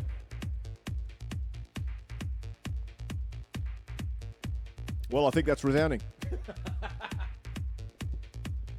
Oh, that's funny. Pressure's on. Pressure's on. No, it's been great, you guys. We'll go a little bit longer. Oh, there we go. Devil says yes. Okay. Thank you, Devil. Yep. Thank you, Devil. We'll get a few more. I'll have to feed the cat at some point soon. Oh, I'm getting kicked out. Yeah, probably. Probably within the next half hour. Yep. Is that all right for you? I'll help you pack up. It's all That'd right. be very nice of you, yeah. You can have your camp table back. That's right. The camping table that I never go camping with. Fantastic. It might cost you a bit more biltong, though. Mate, well, you don't. So we've got a little tray of biltong there. You can see it's almost gone, which indicates the end of stream. But we do have actually another half container, which is kind of 1 foot by 1 foot. You just made Plus it earlier on the week, plus didn't you? It's another all gone container. already. Plus another container that's 1 foot. Oh, We okay. got plenty. Yeah. So at one point, I don't know if you guys know what biltong is. It's essentially topside, silver side meat, and it's cured and dried out, and it's kind of like what's that other shit that everyone eats? Jerky. Jerky. It's like jerky, but it's a little bit juicier. Yeah. So Tastier? yeah, Yeah. a little bit. I think it's tastier. Oh, I think it's a lot tastier. delicious. So I don't know. The jerky can be a little bit like cardboard sometimes. This has got a lot of flavour in it. Yeah. And so if you guys know my main band, Renegade, we have a keyboardist in our band who's actually from Zimbabwe originally, and he's got sort of the traditional recipe for that. And so he comes over. We probably do it twice a year. We want to do it a bit more, but about twice a year. He'll come over, and he'll bring over these huge topside cuts of meat. And it was 16 kilos worth of meat this time. And we cut it all up, and we prepared it, and I hung it in my bathroom. And the funny thing was I have a cleaner that comes around every 2 weeks. And it was just fortunate that we got it hung up and we got it all sort of prepared and harvested before she came around, because I'm sure if she came into my bathroom and she saw all these strips of meat hanging, literally from hooks. Alarm bells. Literally from hooks hanging in my bathroom, she probably would have run out screaming. And What I I could have got a free is vacuum cleaner. How's Tanya let you get away with this sort of carry Well, she on? eats half of it. That's Oh, that's how it gets away. No, my wife ain't no vegan. Come on. So I harvest biltong. We do it a couple of times a year. It's kind of a big event, and we all get behind it, and we all have a lot of fun. And is this the first time you've had it?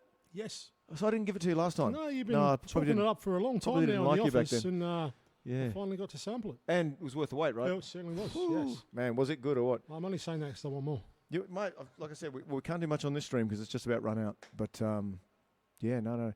So Graham, your expectations for today versus reality? What happened? Met? Absolutely met. Yes. I knew it was going to be a lot of fun. I was a little bit nervous initially with a technical setup, and we sort of took it down to the wire. Damn it. You had to put the time up. You had to be professional. We were troubleshooting 5 minutes to 2. I was a little bit nervy trying to get. So Graham's talking sorted about this, out. by the way. He's talking about the poster we made where I, not that one in particular, but I did put a time on the original one, and he kind of freaked out. But we got there. We did get there. We did. And hey, I've got to give a big shout out to everybody who's come through, those who have followed, those who put in bits, those who have subscribed. We've got some good numbers in chat. It's been. I didn't really know how it would go because, I mean, this is very different to my normal stream. My normal stream is like drum covers and talking about drums and that sort of stuff. And then you suggested, hey, how about we get together and do like a joint DJ drummer thing? And I thought, well, I couldn't, I don't know. But it's been really good. And people have hung around and people have been chatting. And Well, the question is, Dave, have you enjoyed it? man, I always enjoy it. Nice. I love getting on the kit. I still do. Yeah. I still do. Like, we were talking about before about, the moment it's not fun, get out of here. And the fact that you've just got to keep doing what you do because you love it, whether there's money involved, whether it's stressful or not stressful. As long as you, at some point, you get a chance to sit down and do the stuff that you want to do with people that you love doing it with, it pays itself off. Happy days. It pays itself. And there was quite a bit of setup, right? We had a significant setup today. We had We had, I mean, not only the kit, so I've had to pull the kit right across to the side of the room, which was, a challenge in itself, get all the mixer and everything set up. Then, of course, DJ Miller came over and we had, all his decks. He's got, it's actually layers of decks. He's got turntables, he's got his main controller, he's got laptops and stuff there. We had to set all that up. We had to troubleshoot it, make sure it was all working, get all the connections correct. So it was a bit of a mission, but we nailed it. I think we did. And it sounded good. I'm happy you recorded it. I'd love to watch it back. No, I didn't record it. You didn't record Should we start again? Yeah, I think we're going to have to. We're going to have to start again. Well, I think, so this is one of the things. I think I've gone live on Kick as well, but Kick is having a real problem connecting to Restream for some reason all of a sudden. Okay. So what I'll do is I'll check the VOD, I'll check the recording out on Kick. I'm pretty sure it's there. Right. If it's not, hey, we just do it again. It's no big deal. You didn't record it in OBS? No, I didn't do that. No, I wanted to give us another reason to do it again. Right. So yeah. So we'll go for a couple more songs. Has anybody got any questions for DJ Miller? Because I mean, we talked a lot about your setup, and I was actually pretty blown away by how all that works. I had no idea. So I feel like I've been educated today, which is great. Excellent. Anybody in chat? If anyone's still alive, awake. I don't know if you've been like housed or tranced to death. But if you are still around and you want to ask a question, maybe about DJ, maybe you do some DJing yourself. We can take a moment if anybody wants to ask DJ Miller any questions. He's had a wealth of live experience. He's pretty much the man when it comes to this stuff. So feel free to throw your questions in chat. I'm sure he will be happy to answer them. So what's the go for you now? Are you doing any live work? Are you taking a break? Like you've obviously done a crap load of that over decades. What's sort of pulling your interest at the moment? What are you doing? Well, me and you talking about this for the last year, that's been building and simmering and building, and now we've finally manifested that, which has been awesome. Yep. I knew it. You wouldn't be able to go over 5 hours. I had that expectation in my head. And I went, Don't blame me, man. Blame my cat. Cool. My cat needs to be fed. That's good. That's good. Yep, cats are good. That's fine. Now, focusing on work and just studio work at home the last couple of months, Damo. Just taking every now and again, doing it for so long, you need a bit of downtime. Yep. A little bit of reset, and before you launch back into it again. So this has been a good launch back into it again. So how have you sort of felt not doing the stage stuff? Do you miss it? Do you just are you consciously not wanting to do it right now? Like you're focusing on other things? As I'm getting old, I hate to say it, getting older and the all-nighters and it does take its toll. Amen to that. And we work for a pretty awesome company, but it's pretty demanding. It is. So you've got to be on the ball all the time. Yep.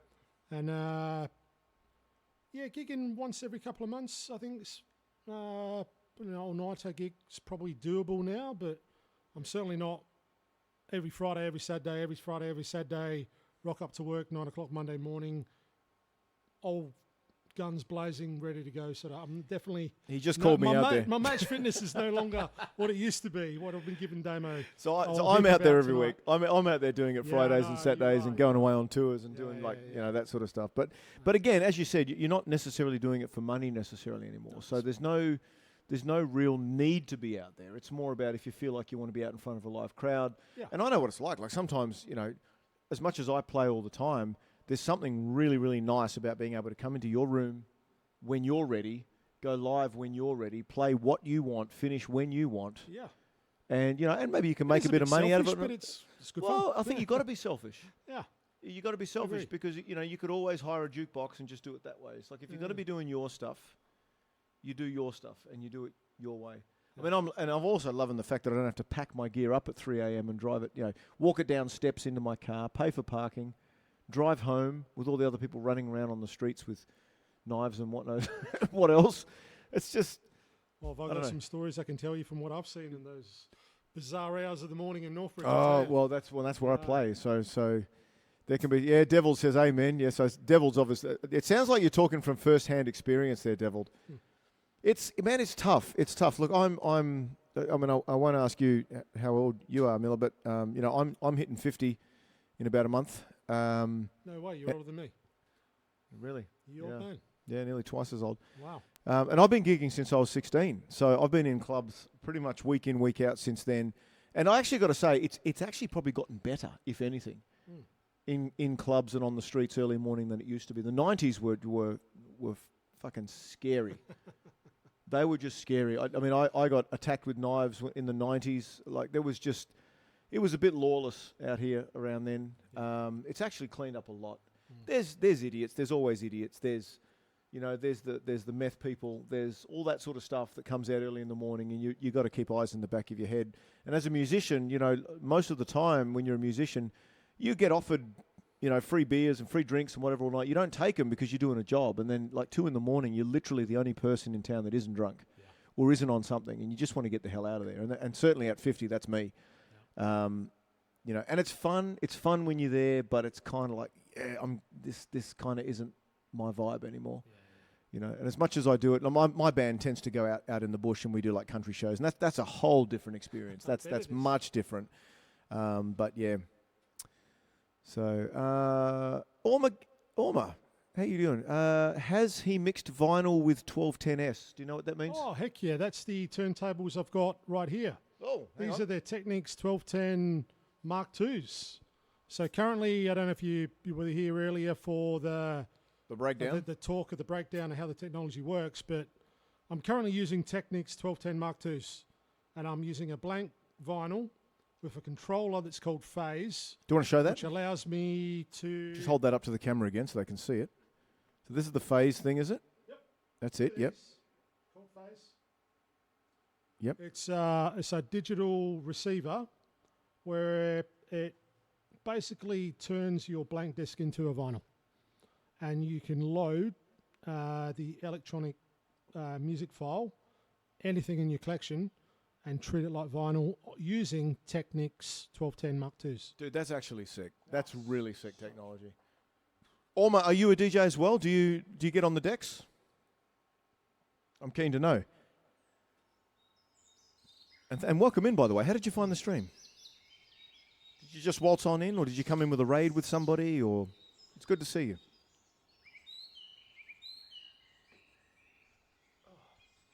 Nice MK2s just got here. Orma, we're keen to know about you. So you obviously know your stuff. I'm assuming you DJ as well? We'll give you a second to respond.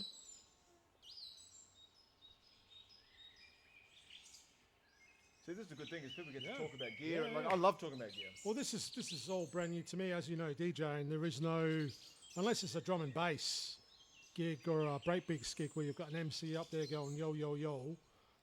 Usually DJing is, we don't stop and have a chat. No, We're you don't. playing all the time. This was actually something that we talked a lot about this, didn't we? Because I said, we'll play for a bit and then we'll talk. And you're like, what do you mean talk? What do you mean talk? But I think it's cool because you get people like, you did 20 years, there you go. Yeah, okay. So you get guys like Orma that will come in and then we'll talk gear. And Yeah, right. like people who get into their equipment, they want to talk about equipment. And that's kind of what happens on stream. So it's a bit of a different vibe. But you just walked in. Okay, did you do a search You missed the whole thing. Hey, well, we can do a couple more minutes. It's all right. You waltz? Do we do any waltzes? You got anything in threes? Oh. No. Actually, I've got a few piss take things in threes, actually. What, sorry? I've got a few piss take samples that are in threes. No, And we haven't come out with them yet? no, Come no, on. No, we haven't. Because it's an automatic ban on Twitch. It's a censorship thing. Bullshit. Come on. I play covers all day. So, Orma, you said you did 20 years in the business. So that means you're on stages. I mean, feel free to not have to answer. But, both Graham and I, we're both... Beatrice, thank you so much for your follow. Newt welcomes you in. So I've got a... pretty much an education in DJing today because I'm just a dumb drummer that knows nothing about that stuff. But your words, not mine. But DJ Miller here has been instrumental in breaking down and showing me how intricate a lot of that setup is and how I guess how skilled you need to be to make it work. There's a lot of people out there. My marriage multiple times. Yes, yeah. There's a lot of people out there that like to claim themselves to be DJs. So I've spent a long time in the business as well, but it's a completely different scene to DJing, and we've learned throughout today that like the upbringing is kind of similar. It is very. But we play in two different scenes. Like people who go and watch DJs and dance stuff, not often will they go into a live music venue.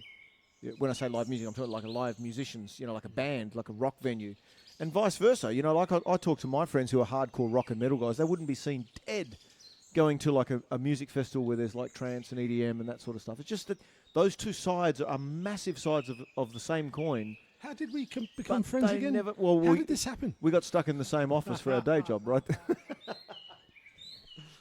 But it's good, and see, now we're seeing there's like a bridge getting built here where we can see common ground. Yeah, absolutely. So Orma says, so DJ now gone into stage building and backline setup, okay, plus so front of house you're- mixer. Yeah, right. So you got the worst job in the world. You're the one that everyone comes up to you and go, hey, man, the guitars need to be louder, right? You that guy, Orma? He's the backbone of the performances. poor bugger. Yeah. Why would you give up the security of a DJ gig to go and work front of house where everyone There is tells no you how to do your security job? around a DJ gig, Damo. No, I do some front of house stuff as well. When I say front of house, a lot of the time when my band is doing smaller shows where we don't have our own, like an in-house PA and operator, then we have to do it ourselves. So I tend to run front of house sound as well. That's a trip. So I've got my little Behringer.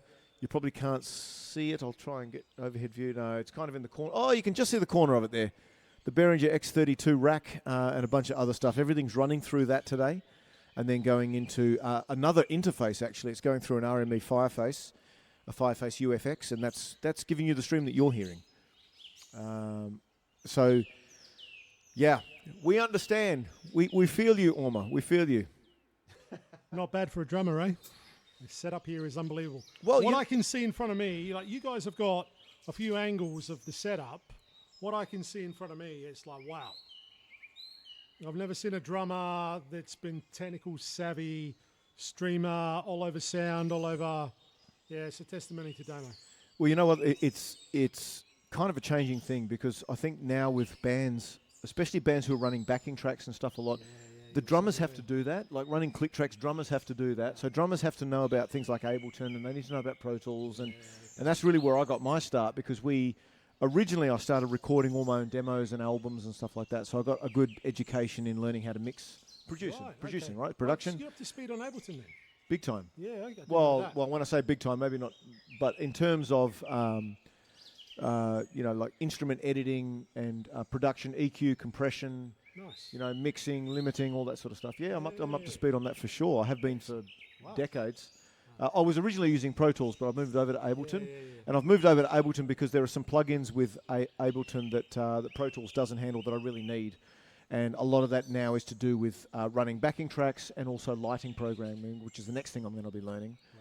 Right. And I think I'm not unlike many other professional drummers who, when you're in bands that are sort of going places and they're touring, a lot of the stage show now, you can't afford to hire things like lighting operators and sound guys. And so you program it all, right? And so you need someone that is capable in that area, and it's usually the drummer. Yeah.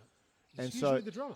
it's usually the I drummer, didn't know believe it that. or not. Yeah, So we will have, usually I will have a pad on my side here that will trigger all of these sounds, or I'll bring a laptop, and that will actually start a lot of that stuff. So it's not just for clicks. So a lot of people think like running backing tracks, you're just replacing your instruments, and that's not it at all. Like when you run tracks, so I'm in a country band, right? We have 5 members in our band. We have the drummer, we have the keyboardist, we have 2 guitarists and a bass player, and 3 of us sing. But in country, as you know, some of the things you hear all the time are a fiddle, for example. We don't have a fiddle player in the band. But when you're playing a song like Wagon Wheel, there's a main melody on a fiddle. Now, you've got 2 choices. You can either play it on a guitar, which we do sometimes, or you can sequence it, right? In which case you have a backing track, and that backing track might only be a click with just the fiddle, right? But it's there to complement what you play. It doesn't replace what you play. It complements what you play. A green screen AI for filling the gap of necessity. Well, so yeah, there's that. So sometimes it'll just be a click. Yep. If we care to use a click, sometimes we don't. In fact, most of the times we don't. We have like 3 songs that use a click. Of those, one of those songs will actually have a backing track, and that backing track will only be 1 or 2 instruments, and it's instruments that we don't actually already have on stage. So we're not replacing anything. There's no backup singers that we don't have. You know what I mean? Like we're all singing and playing our own parts into it. But sometimes you need that extra thing to help sell the song that you can't hire a fiddle player at $300 a night to play one song. So you sequence it, right? And by putting all of those click tracks together with the sequence parts, the other thing you can do is once you've got the grid of the whole song, you can do things like lighting cues, right? I where love you it when you talk like that. You're talking pure DJ talk here. well, that's, Sequencing and setting again, up see, and- there's the bridge. Oh yeah. There's the bridge. We meet each other. Yeah. And so what I can do is I can actually put lighting cues where I can say, well, on bar 15, when the fiddle comes in, I want the lights to dip down to 30% and I want them to turn red and I want the front ones to go white. Or I can get them to flash. Now, I don't have any of this equipment yet, but I know the concepts behind it. So it's literally just a case of taking USB, converting to MIDI, and then running it through your series of lights. So, but this is the thing, because it means that if the band decides that it wants to tour, and we have to drive out to somewhere like Kalgoorlie, which the Aussies would know from Perth, that's about a 7-hour drive, we could take effectively our whole show, sound and lighting, and I could trigger it from the drums. And so we wouldn't need lighting operators, we wouldn't need sound guys. All we'd need to do is pack the speakers, pack our instruments, get in the van, and then when we get there, we can trigger that stuff. We're still playing it all live. It's still all us. It's still a live performance. But we have that benefit of a light show that is programmed to our show, which obviously looks really great.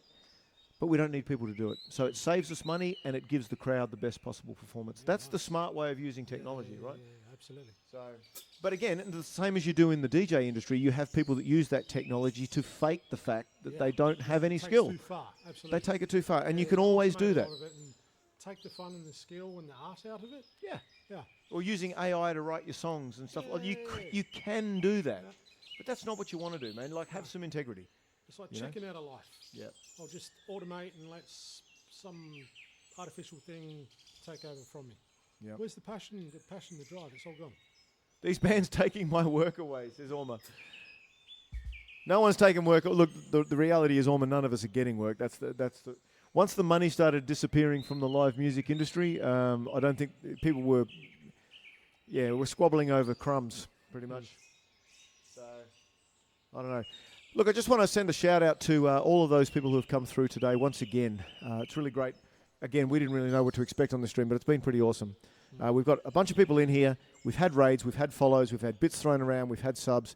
We're going to do a couple more. Yeah? We're going to do a little bit more. Then I've got to feed my cat before she literally jumps on top of me and gnaws my leg off. But yeah, we're going to finish up. And these next couple of tunes are all for you. I'm going to let DJ Graham take it away. Any final words, Graham?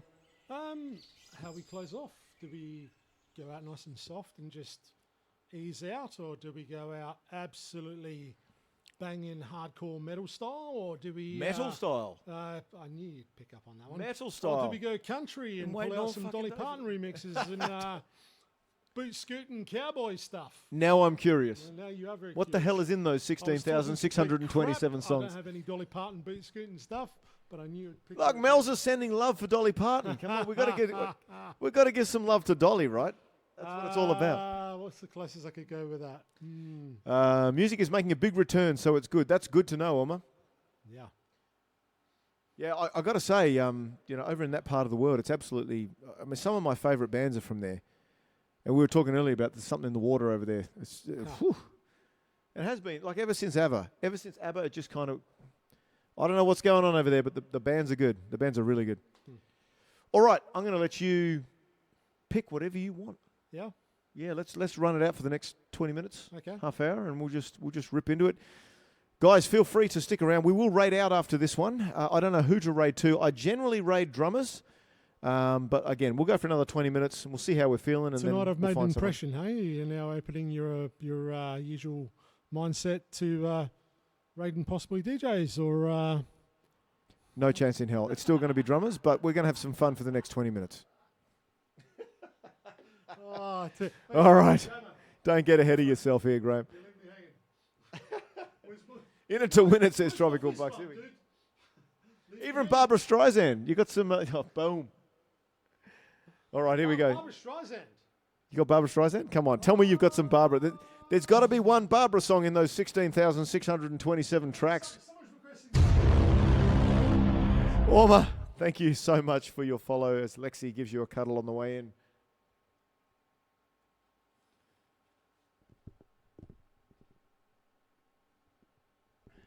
All right, let's see what Miller's got. I'm actually kind of scared.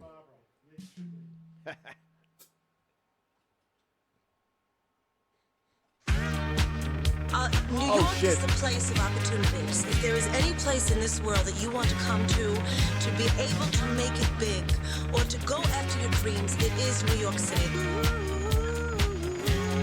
Barbara Streisand. Look at that, he just comes straight out with it.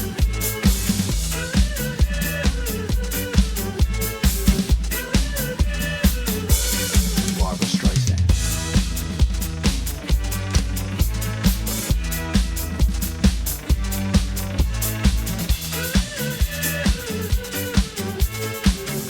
Good DJ Daps. But also, I'm still getting used to this two headphone thing. Barbara Streisand.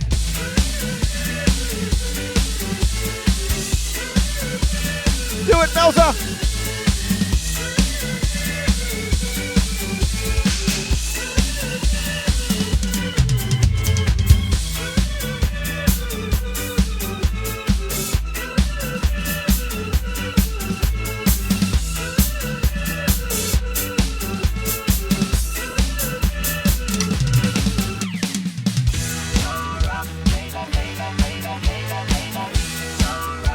Is that all you got, Graham?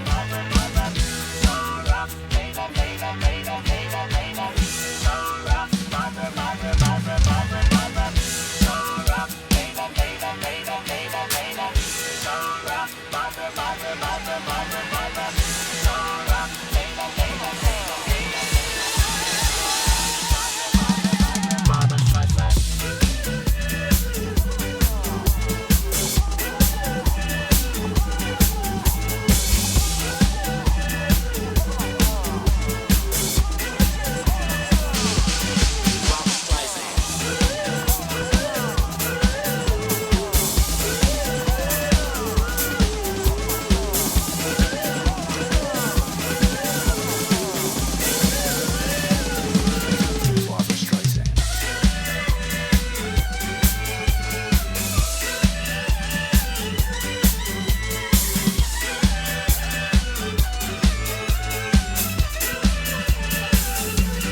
Barbara Streisand. Everybody loves soy sauce. Is this amazing? Is this amazing?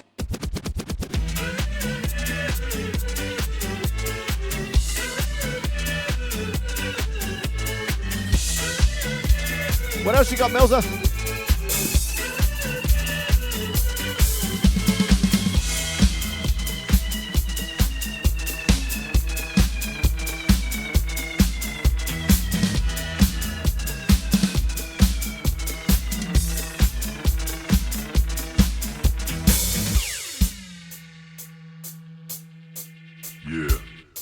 Yeah, I'll fucking take you to the farmer's market and get you the freshest veggies and shit, like they serve at Whole Foods.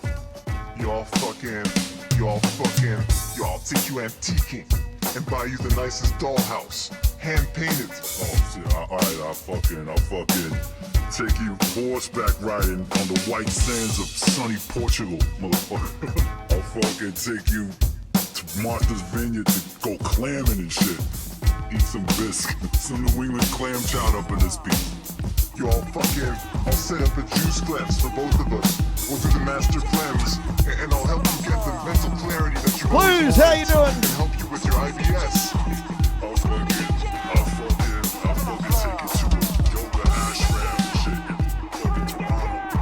Y'all fucking help you type out your resume with the finest fonts. Set everybody this Do you have Tarantula Pleasure Craft?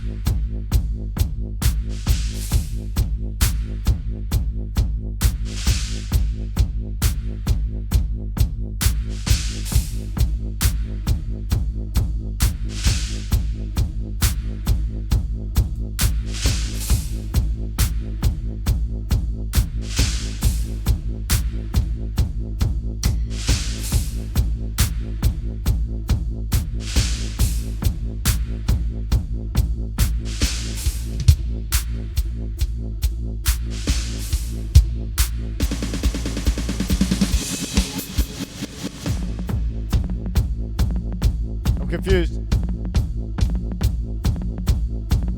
What's confusing you, my friend?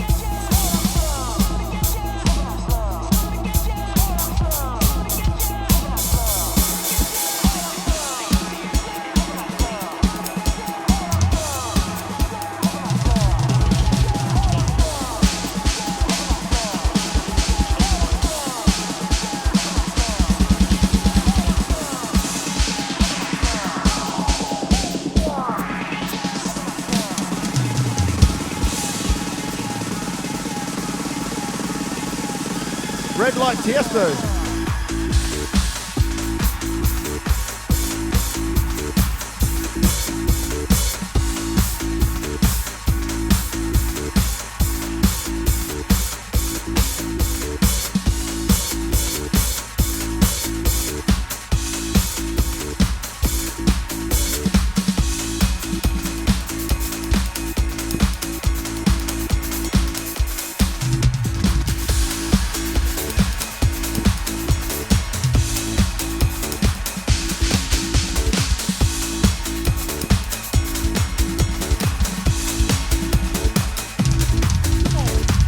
Let's have your Damo, come on.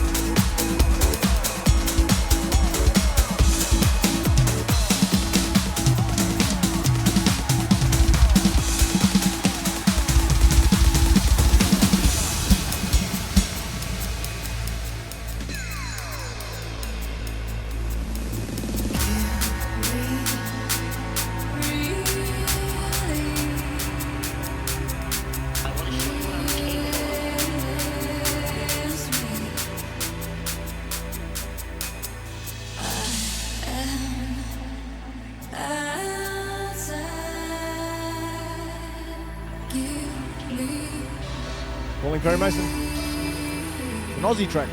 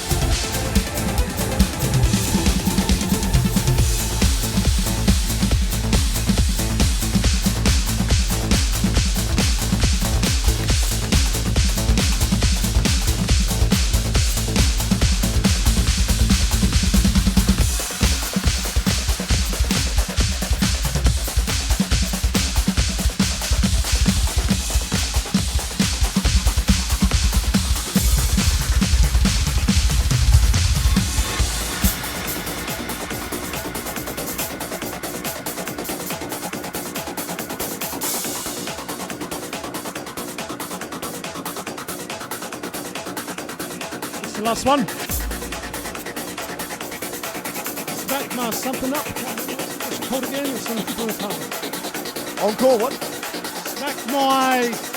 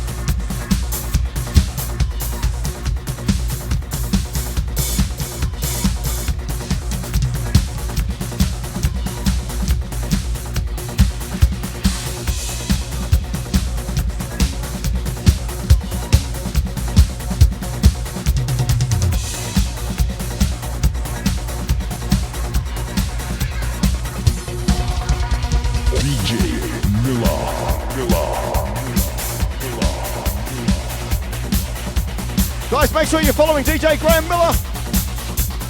Link in chat.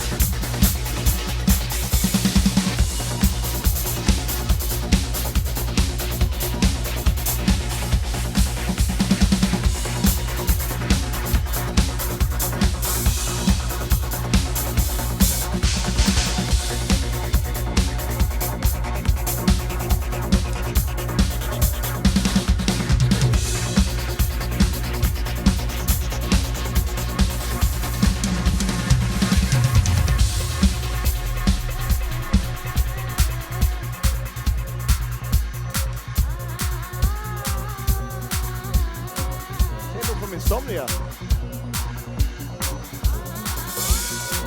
You, Howard. I don't have to tell you things are bad. Everybody knows things are bad. It's a depression. Everybody's out of work or scared of losing their job. The dollar buys a nickel's worth. Banks are going bust. Shopkeepers keep a gun under the counter. Punks are running wild in the street. There's nobody anywhere who seems to know what to do, and there's no end to it. We know the air is unfit to breathe. Our food is unfit to eat. We sit watching our TVs while some local newscaster tells us that today we had 15 homicides and 63 violent crimes, as if that's the way it's supposed to be. We know things are bad, worse than bad. They're crazy. It's like everything everywhere is going crazy, so we don't go out anymore. We sit in the house, and slowly the world we're living in is getting smaller, and all we say is, please, at least leave us alone in our living room. Let me have my toaster and my TV and my steel-belted radios, and I won't say anything. Just leave us alone. Well, I'm not going to leave you alone. I want you to get mad. I don't want you to protest. I don't want you to riot. I don't want you to write to your congressman because I wouldn't know what to tell you to write. I don't know what to do about the depression and the inflation and the Russians and the crying in the street. All I know is that first, you've got to get mad. You've got to say, I'm a human being. God damn it. My life has meaning. I want you to get up now. I want all of you to get up out of your chairs. I want you to get up right now and go to the window, open it, and stick your head out and yell, I'm as bad as hell, and I'm not going to take this anymore. I want you to get up right now.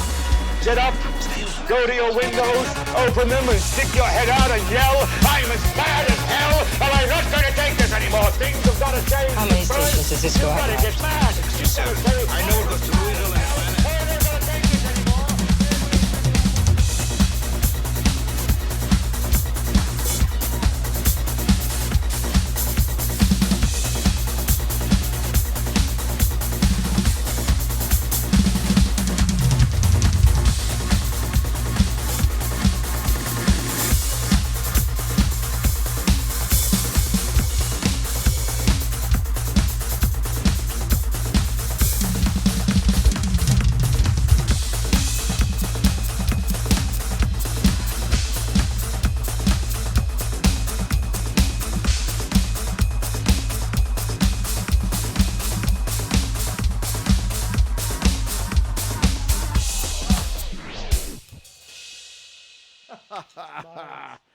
My dude. Well done. Well done. Ladies and gentlemen, exclamation point clap in chat. DJ Graham Miller. What do we reckon, guys? What an absolute champion. What an absolute champion. Thank you so much, my friend. Oh, mate, my pleasure. What Let's an do it afternoon. again. My ass. Let's do it again. My ass walked out about 4 hours ago. I can't feel it anymore. It was all the steps you done. It's all where are we up to with steps? 50,000, 100 million, something? We're now up to 21,702. Man, that was great. Ladies and gentlemen, we need to find a raid target. Just once before we go, if you're not following DJ Graham Miller, please, the link is now once again in chat. Please click on his name, click on that link, rather, and go follow his channel. Absolutely legendary in the DJ scene down here. Doing his thing, and he's been doing it for decades and decades. He really knows his stuff, and I've learned a bunch as well. So, I've learned so much from you as well, Damo. Thank you, DJ Graham. We will go on to. I'll just open my Twitch up as well, and just have a look and see who's actually on. Now, who do we raid? I think Paul the Entertainer might be a good option. Lady Serenity, there you are. How long have you been lurking? How long have you been lurking away over there? He sounds like you. Don't you think he sounds like you? Where were you from? Oh, you're Glasgow. What? Sorry. Glasgow, yeah. That's not too. It's a lot closer to where Lady Serenity is than I am. But yes, lovely to have you. About 20 minutes. Okay, so you've been listening in. You've been listening to me jamming. All right, we need to go. We've been up for over 4 hours now, so it's been a bit of a marathon stream. We've had a great old time. We've had a lot of people come through. I think we had, 3 raids? 3 raids come through. Yeah. We had a bunch of follows. It's been great. I'm just going to head over. There it is. It's loaded up. Okay, we're going to go and see Paul the Entertainer. Paul is ripping out. He's doing his thing at home. I'm just going to grab my keyboard here. This is what I needed the stand for. Oh yes, I stole that. That's all Apologies right. for that. That's all We'll right. be more Some of us come next time. prepared, and some of us are DJs. That's all right. All right. So grab that. We're going to do the raid call. Hey, look, thanks to everybody who's come through for the raids and the follows and the bits and all the good stuff. It's been something completely different. I've enjoyed myself. I'm sure DJ Miller's enjoyed himself. And we are going to go and see Mr. Paul the Entertainer, good buddy of ours, another live performer, doing the right thing, getting on Twitch, getting the musicians united. We love the family. So we're going to go over and pay him a visit. Thanks once again, everybody. I will be back on, I think, probably Tuesday night at this point, unless work decides to throw something at me. Tuesday night. Until then, guys, take care of yourselves. DJ Graham, once again, it's been a pleasure, my friend. Thank you for coming through. I'm going to help you for the next hour to get this shit off stage. Awesome. It's been amazing, and thank you for giving up your time, coming down, joining the community. So much fun. And yeah. So here we go. We're going to go and see him, give him some love. I will be packing up first, and then once I've finished with the pack up, I will join you guys in Paul the Entertainer stream. So let's give him some love. We'll head over there now. We're off there in 3, 2, 1. Have a great night, and we'll see you all soon. Bye for now.